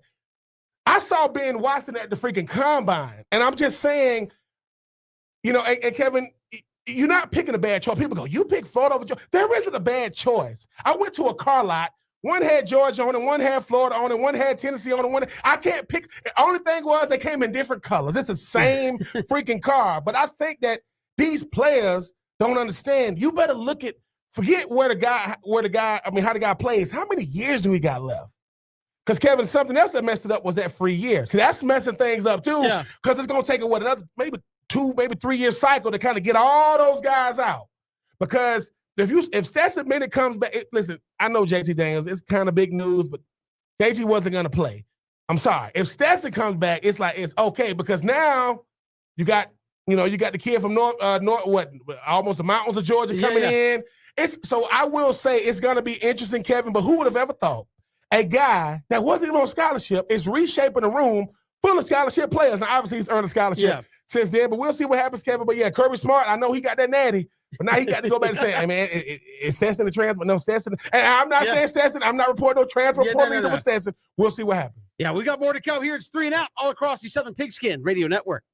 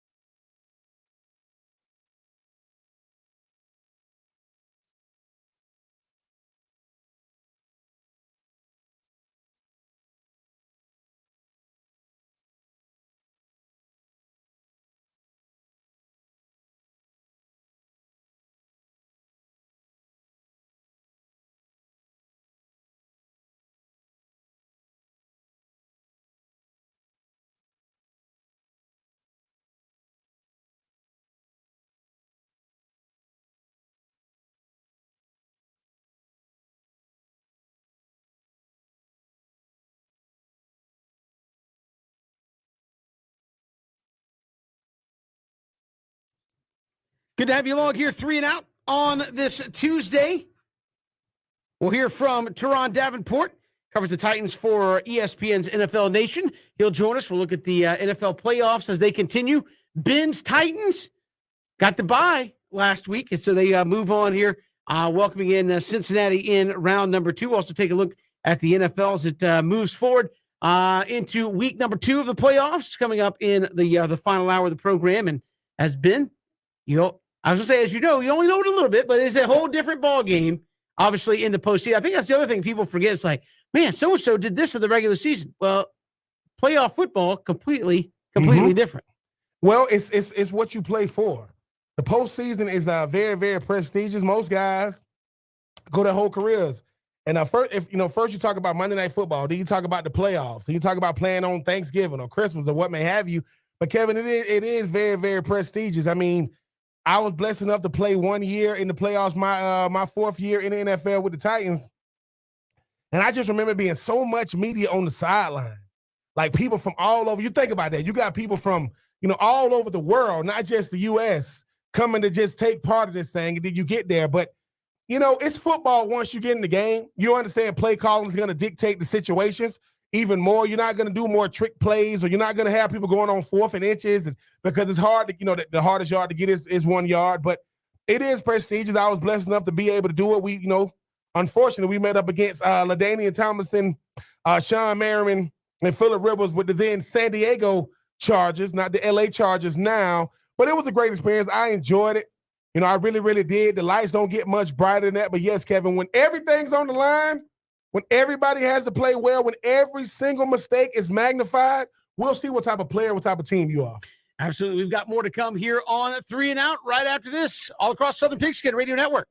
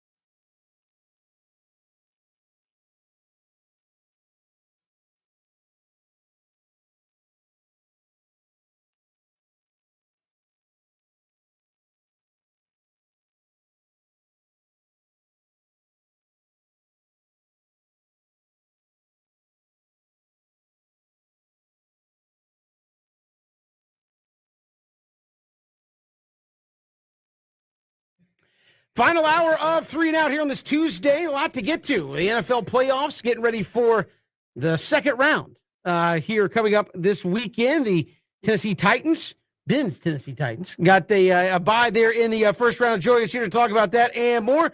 Covers the Titans for ESPN's NFL Nation. Teron Davenport joins us here on 3 and Out. Teron, welcome to the show. How are you? Hey, what's going on? Appreciate you guys having me on. Hey, appreciate you coming on. And for the Titans, what's it been like kind of getting to sit back, one of just two teams to sit back and watch it all take place last week? Hey, it was good to just sit back and be able to watch a game and not have to write about it and analyze it fully. So I enjoyed that process. But, some of the games weren't too good to watch, but nevertheless, it's always fun to watch football. Teron, when you think about this Cincinnati team, 1 year removed from obviously losing a guy like Joe Burrow, you see what a difference a year makes. Him and Chase and Higgins. I've seen obviously some of your videos talking with guys like Christian Fulton and Simmons and Byard and those guys. How excited is that defense, and what type of a problem could this Cincinnati offense pose? Yeah, they're really excited to be able to go against an offense like this that presents such a challenge. They're very aware of the opportunity that's in front of them.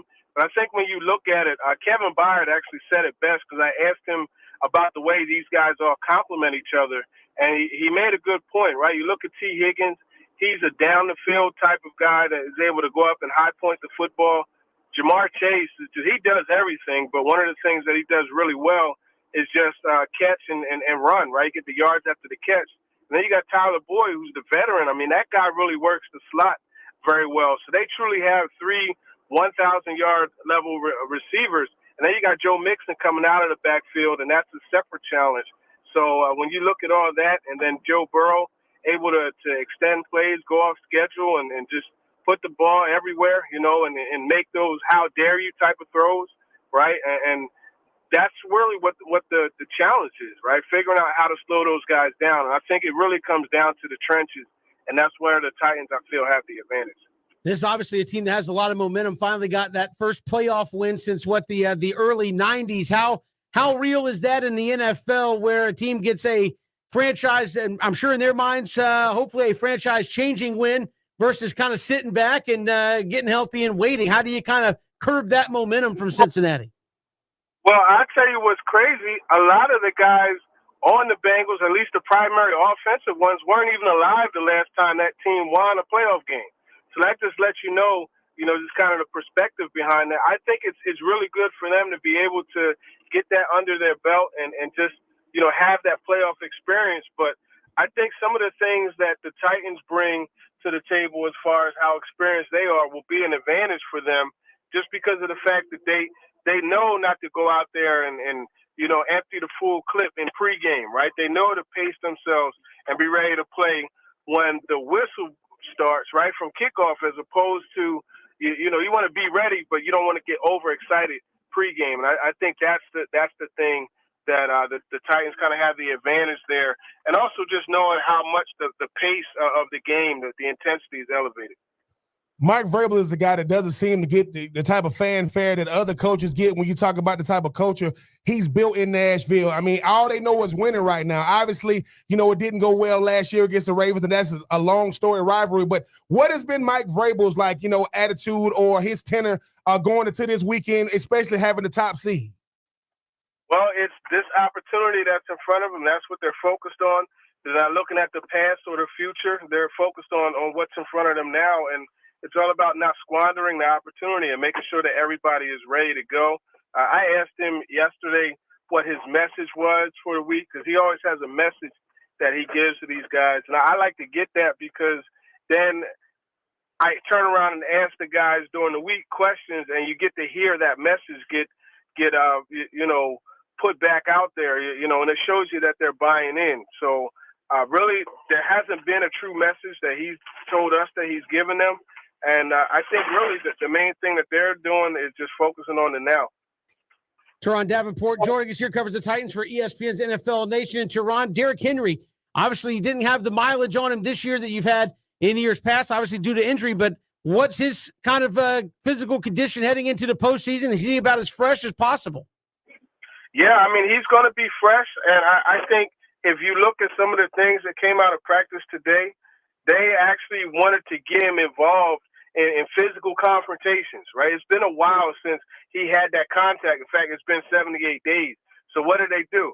Running back coach Tony Dews had a few of the defenders come over during individual period, and they're banging into him throughout the drills. And that is, again, to get him used to that contact. So I would say just from watching him able to work through that. Now, I'm not going to lie to you. There were times where he was clearly tired. He was gassed. But that's to be expected because it's been a while since he went through this process over and over again. But I would imagine Friday, I'd be surprised if they don't activate him. In fact, I'll be shocked. I've been told that that's been a foregone conclusion for a couple weeks now, and I would expect that decision to come on Friday. And what the question then becomes, Teron, how do they use him? I mean, obviously he's going to play. Tutu is not suiting up. I mean, just to be on the sideline as a decoy. It becomes like, how do you use him in the game? Is it more early downs to try to seal a win? Or how do you see Vrabel in that offense really trying to use Derrick Henry this weekend? Yeah, I think it'll be more early downs, but I would imagine he's going to have kind of like that Kawhi Leonard load management type of thing, and I could understand that. It's been, like I said, since October 31st that he's played.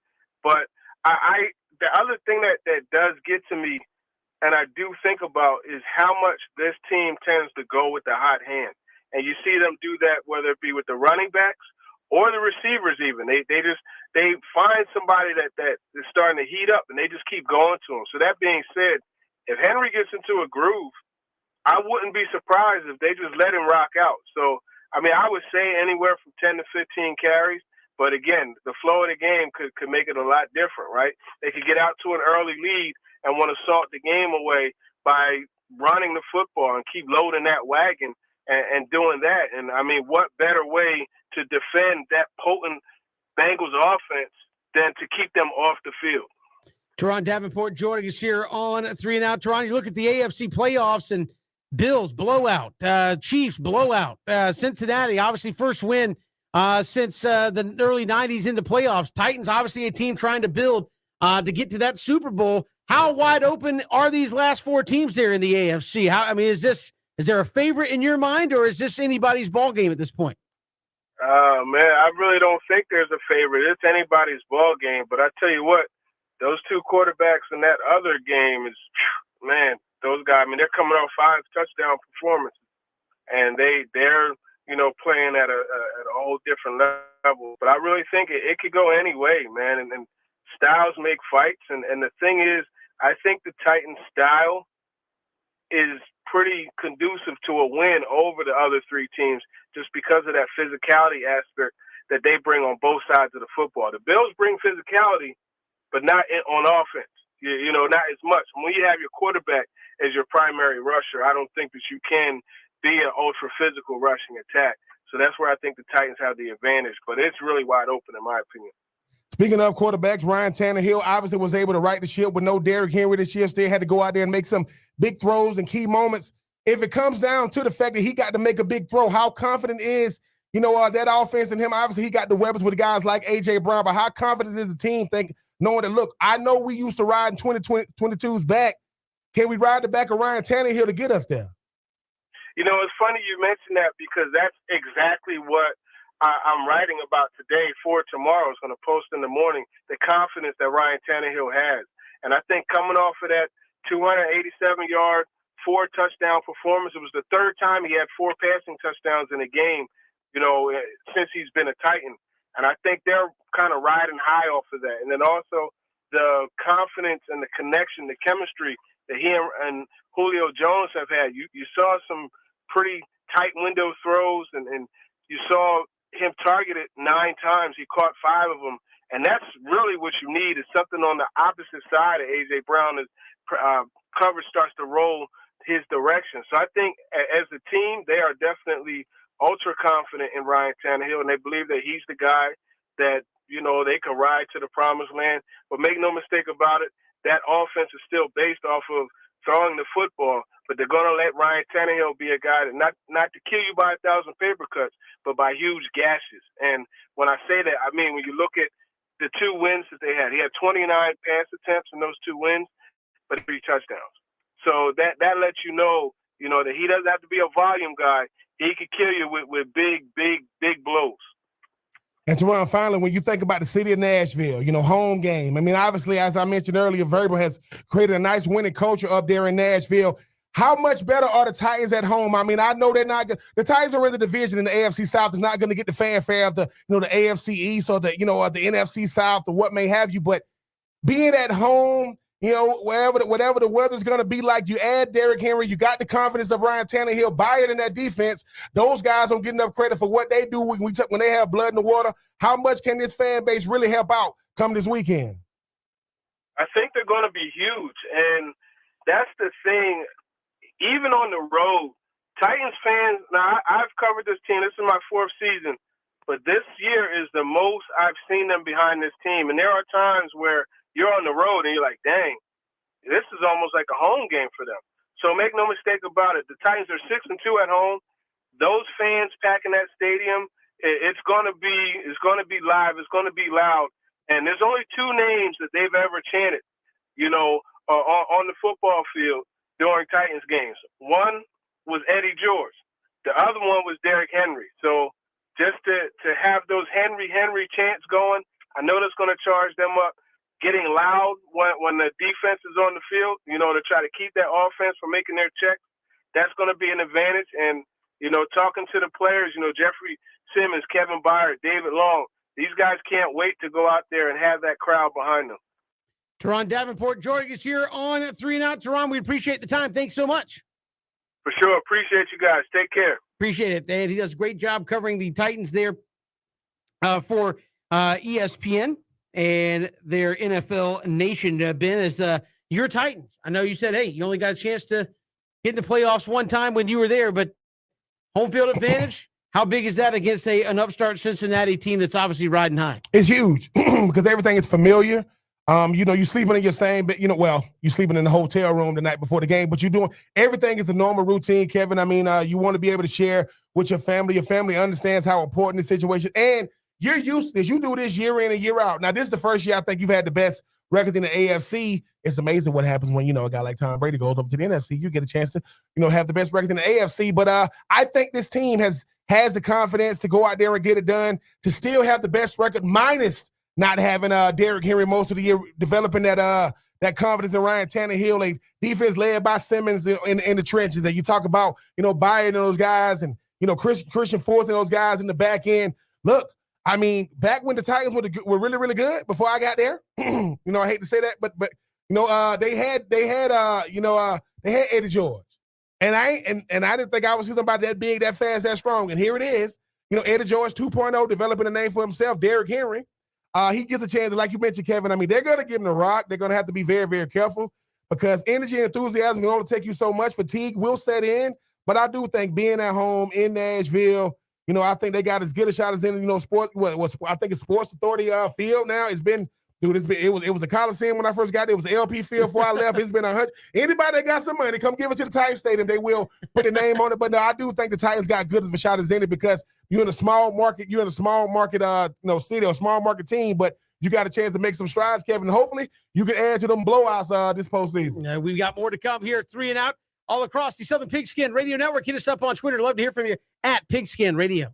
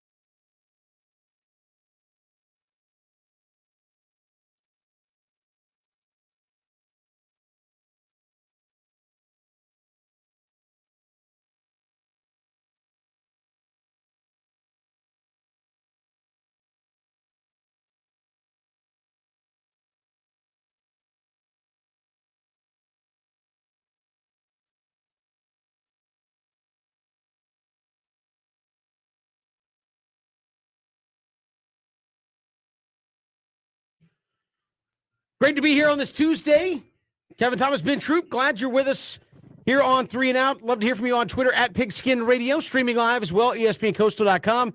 Also find us on Facebook, Twitter, and YouTube streaming live. So we encourage you to check us out there. Or if you miss any portion of the show, you can go back and watch the show or listen to it there at ESPNCoastal.com or on YouTube, especially. Ben, NFL weekend, we were just talking about the Titans who sat back and watched like the rest of us. So did Aaron Rodgers. I think I heard Aaron Rodgers say, hey, I'm just going to clean my house. So I haven't been home. I got He's a lie. You know he ain't going to clean his house. Because that house. He might have cleaned his room. We ain't clean no house. Yeah, you got to get that honey-do list caught up there for Aaron Rodgers. But some storylines obviously out of the first weekend, the NFL playoffs. Have we seen the last of Big Ben? I know obviously he's not coming back to Pittsburgh. Do you think he is done, period? And is he one of those guys that one team let it be? I know he didn't say he was done, but it would feel bad. I would feel bad for me. It'd feel weird to see him on another team. And I know he holds a special place in your heart because you always talk about Ben. Say 2004 draft class. Yeah. I think so, Kevin. And this is the thing. When Phillip Rivers played last year, when he played a couple of years ago, his last year, Father Time hadn't caught up to him. He could still play. Actually led the Colts to the playoffs. And obviously wanting to move on with his life. Ben Roethlisberger, I mean, the product on the field isn't there anymore. Like, Father Time is undefeated. And I think the hardest thing for any player to do is to know when to bow out. Like, no player wants to bow out gracefully, but I think that's athletic maturity. That's not something most players have when you're much younger. So I think with a guy like Ben Roethlisberger, Kevin, I mean, think about it. 2 years ago, they had the best record in the NFL. And no one, for most of the year, it got blown out in the playoffs by Cleveland. So I think if you are Ben Roethlisberger, there is something to say for being a lifer. Like, it's hard to be on one team now with the money that the players can get, with the position that he's played. But look, 3 Super Bowl appearances, 2 Super Bowl championships. I mean, the most passing yards in Steelers history. I think the most wins in Steelers history. Got Mike Tomlin in Super Bowl. So yeah, if Ben Roethlisberger does, go quietly into the night, he's done all you can do as a player. Because Kevin, just like I know, they are looking for any reason to remember you for your worst tape. Don't be putting that bad tape out there.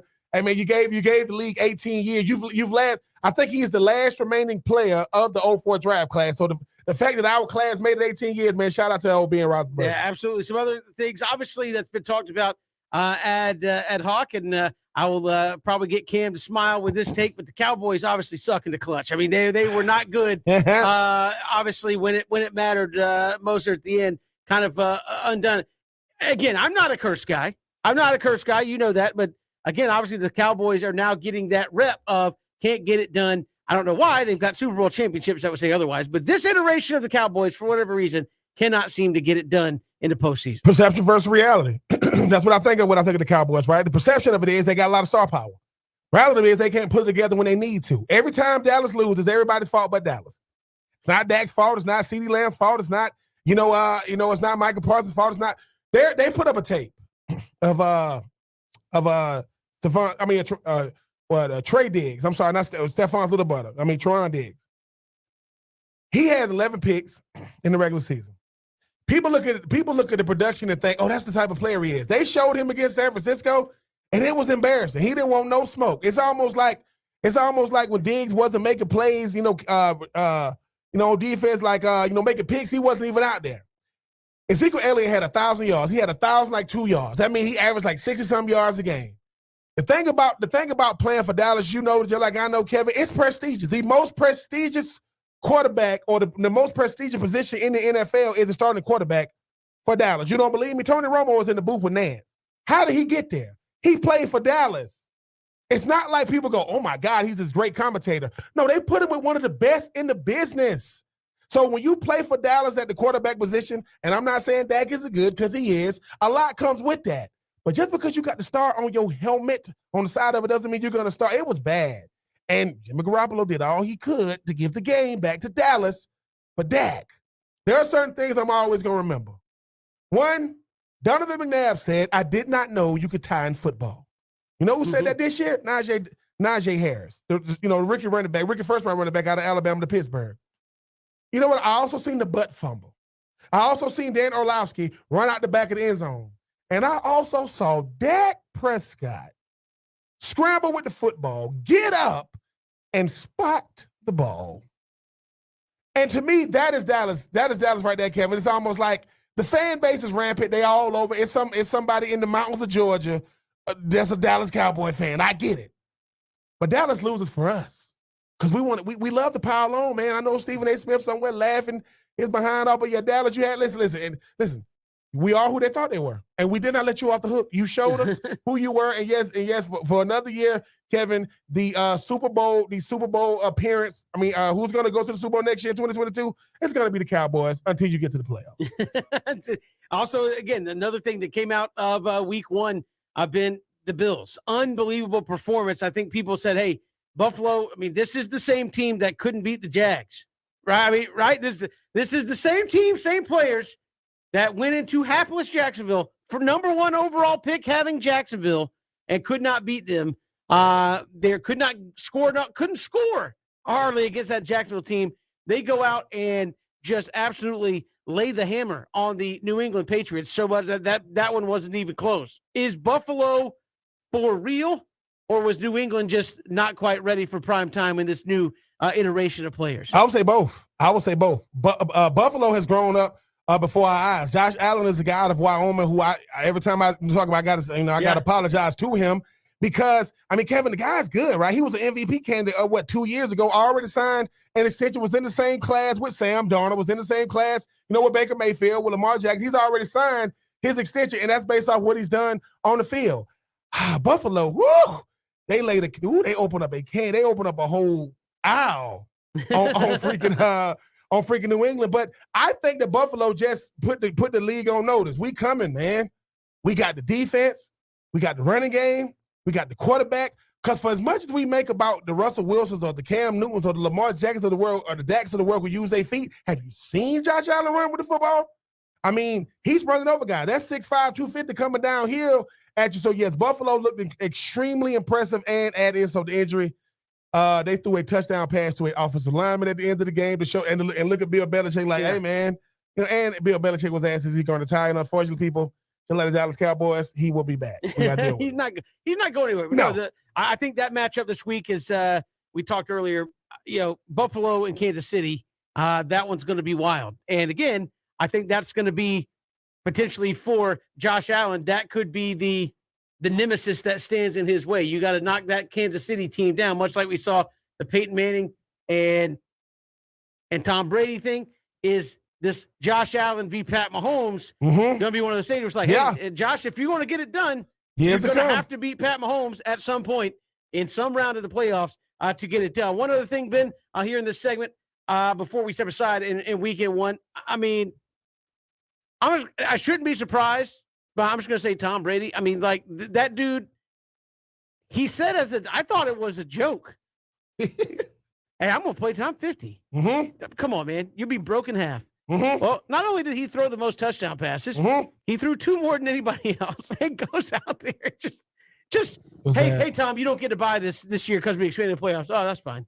And goes out there and just has another tremendous game. I mean, how do you explain it at this point? Because it's two different franchises, 2 different teams, and even the Bucs. People said this year, they're showing some weakness. I know what Tristan Wirfs maybe, but hadn't seemed to matter. You missed some guys. You said, his line getting banged up might. Nope, it didn't. He still came out there and balled like Tom Brady. I mean, there are those certain players, right, Kevin? Like, I mean, like Derek Jeter, right? Derek Jeter, I don't remember him having many bad moments in baseball. He played a long time, but when you needed a hit, clutch, right? It's like every single time. And a lifer, once again, and a lifer. When you think about Tom Brady, right? Tom Brady has did this in so many different ways. Tom Brady used to win when the offense wasn't that good. He had to defer to the defense. Tom Brady also did it when, he did it with the run game. He also did it with a slot receiver and 2 tight ends. Tom Brady says, give me 10 guys that believe. No Antonio Brown, no Chris Godwin, no Leonard Fournette, no problem. Because I have helped develop the culture. It's not Bruce Arians. It's Tom. And Kevin, they made it look easy, right? I mean, when I said 17-0 going to half, there is 0% chance that Tom Brady is going to give up a 17-point lead. I don't care who is on that other team. So Yeah. Look, Kevin. He's one of those guys that said, "Look, until I'm out of here, I will leave no doubt." Yeah, you go, guys. We're gonna talk about the Josh Allen. We're gonna talk about the Patrick Mahomes. We're gonna talk about the Joe Burrows. Those are feel good stories. I am the story, and you got a guy by the name of Gronk out there. We're number 87. I don't want to try to cover that guy, Mike Evans. So yeah, it's. I mean, different years, same result. Kevin, listen. Vita Vea, please leave those offensive guards alone. My goodness, Vita Vea and Dominican Sue, they was unleashing on those guards. But yes, Kevin, different year, same result.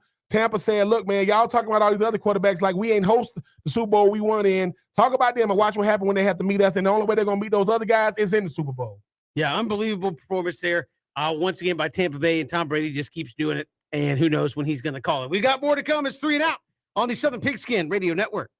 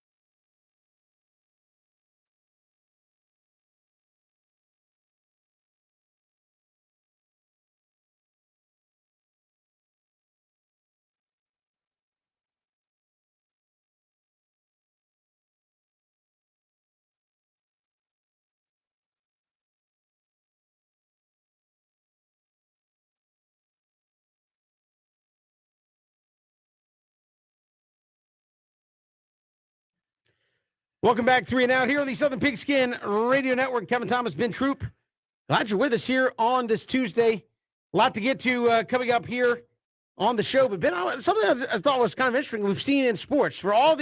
Everybody likes to play the "we're cursed" card because that is a conspiracy. And again, maybe Christian will come over to my side because he used to do it with Georgia football. It's like, oh, it's just something that's not bound to happen. It's, people like to play up the "we're cursed" card, and it's everything's rooting against us and doing this and that.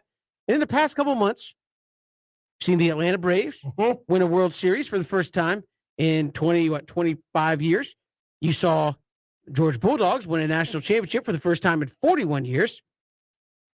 We saw the Cincinnati Bengals win a playoff game for the first time in 30 some odd years. And we saw Matthew Stafford win a playoff game for the first time ever. So it seems like in the last little bit, we're seeing a lot of big streaks, big firsts go down by the wayside. Ain't no curses. Stop saying you're cursed. Maybe you're cursed because you walk around saying we're cursed. Yep. And you wear that mantle of, Falcons fans are the worst. I know there's some. I grew up in the city of Atlanta, Ben. There's some Falcons fans, a lot more college football fans in Atlanta, but Falcons fans walking around, woe is us. It's us. No, ain't no curses. You didn't make plays. 28-3. You know what curse you have to blame? Blame it on yourself because you're up 28-3. All that pessimism. See what happens? And that's what it really is, right? Like you've gone so far without seeing something. You think it's not going to happen. Well, it's not going to happen until it happens. You can. All this started with the Braves, all right? Because look, I get it.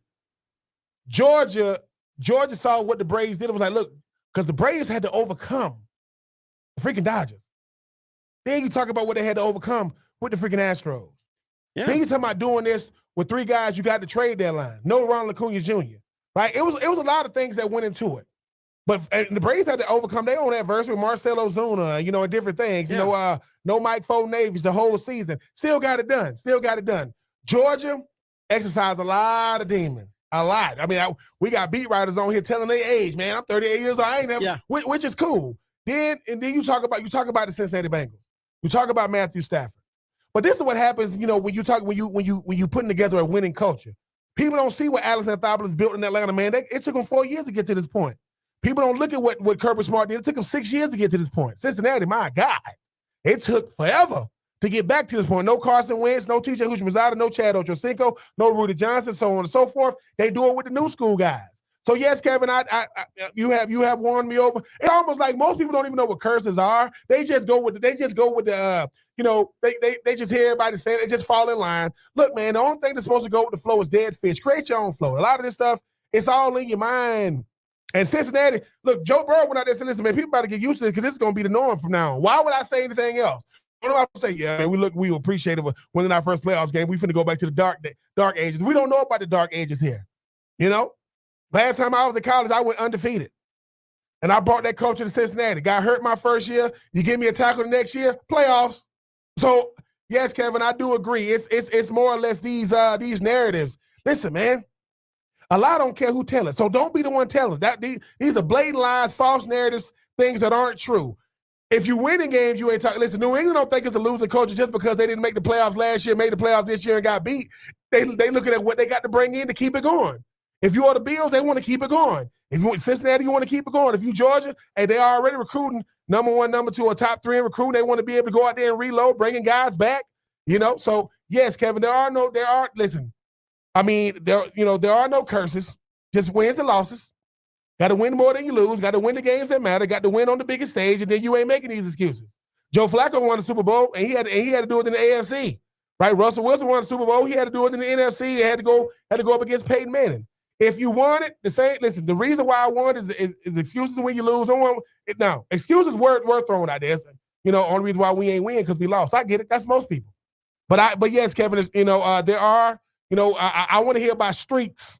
We can talk about those. I don't want to hear about no curse. But yes, Kevin, a lot of firsts happened in the last week, and hopefully, we can thank the Braves for that. It's just. I'm just saying, for all the folks walking around and calling the show, woe is us.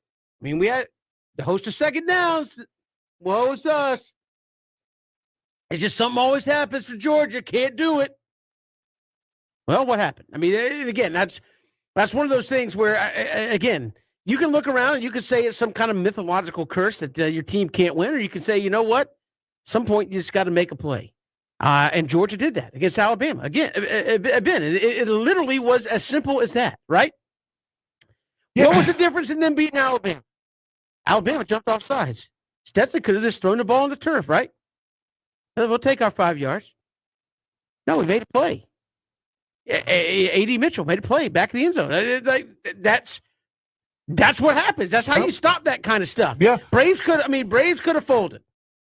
Right? They could have folded against the Dodgers. How do you stop that stuff? Boom, homers.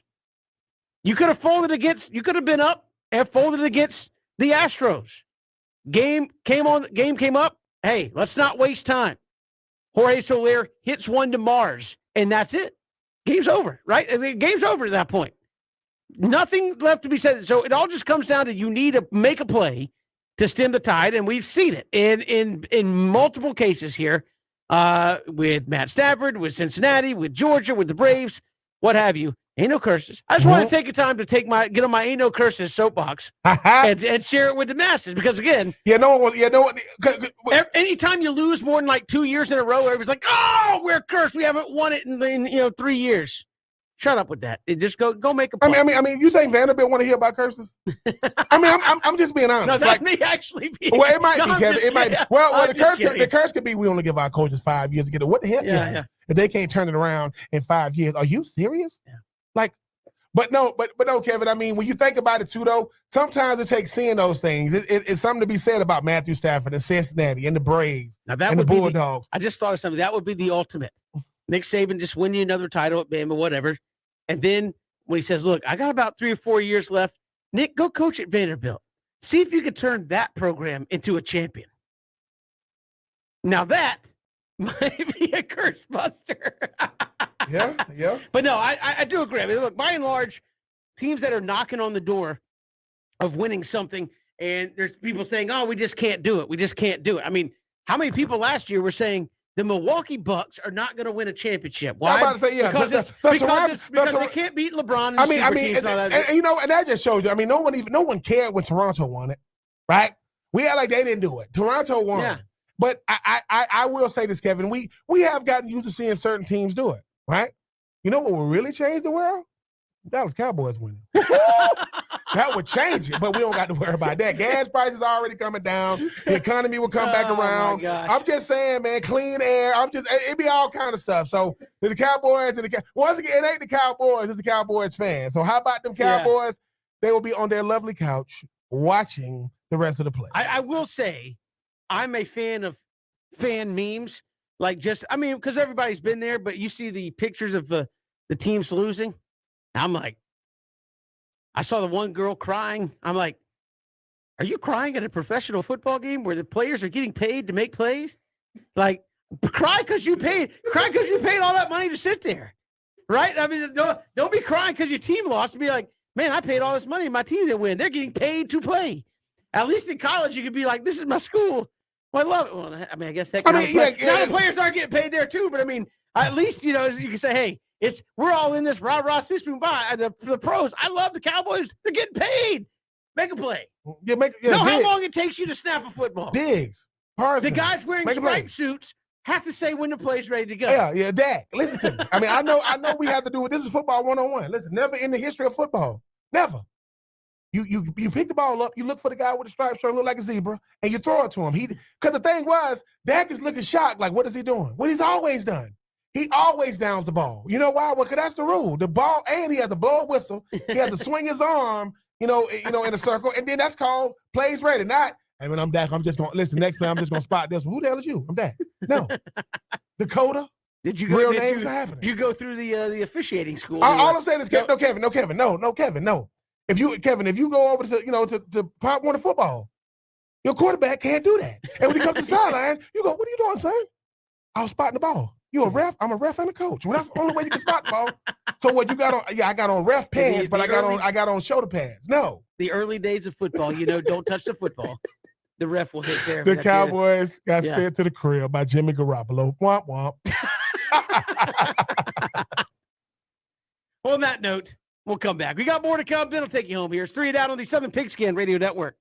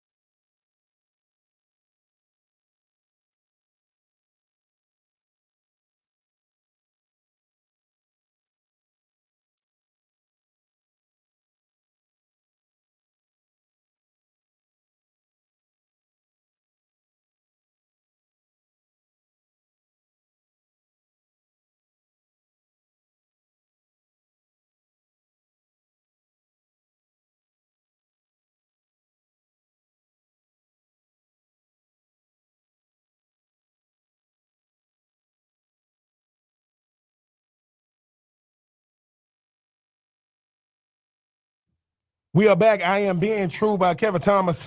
You know, I had to step away for a segment. I always have to pay some of these bills right here, a.k.a. we are daddies before we are anything else. So when it comes to the fam, we are always doing our part. BJ Bennett hopefully will be back with us tomorrow. Had to deal with a family emergency as well. This is 3 and Out. I am Ben Troop. He is Cam Ursery, who is not on the camera right now. But, great show today, just breaking down all things Georgia. Still, on this, celebration high. We talking about, the playoffs, the Titans, and, Tom Brady, whomever. But Cam, you are a Georgia fan. Now, which one would you have wanted first? Now, we got the Braves. You got the Dogs. Trae Young and them Hogs. I mean, which one? You got 2 out of 3. Which one would you rather have of the 3? It's the team you didn't include, the Atlanta Falcons. Oh my goodness! I mean, come on. I mean, I'm a huge time Falcons fan. I love the Georgia Bulldogs. I'm a Lakers fan. Come on. I support the Hawks, but I'm a Lakers fan. But man, the Atlanta Falcons in general winning the Super Bowl, that would dream come true. But I mean, they fumbled it. Uh-huh. They fumbled it literally 28-3. But that'd probably be my dream scenario.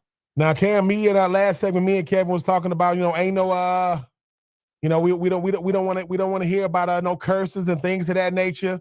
28-3 is going to live in infamy when you talk about those Falcons in the Super Bowl against those then Tom Brady led New England Patriots. But the season is over for the Falcons. Kyle Pitts was as good as advertised. Cordell Patterson got to be a focal point in the offseason to be able to bring back on a multi-year deal. Got to get a running back in there. Got to get some help for AJ Terrell, and his counterparts on that defense. What are your thoughts going into the offseason for this Falcons team? And something we talked about, Ridley. Who does the Falcons replace with Ridley? And I know I know we're gonna try to address in the draft, but is there a free agent receiver that's either getting older and they don't want to pay him, or maybe an up-and-coming receiver that still got to get that second contract? There's a receiver out there you could put on a 1-year deal. Michael Gallup, a guy that tore his ACL. Chris Godwin tore his ACL. Put him on 1-year deal. What they could do.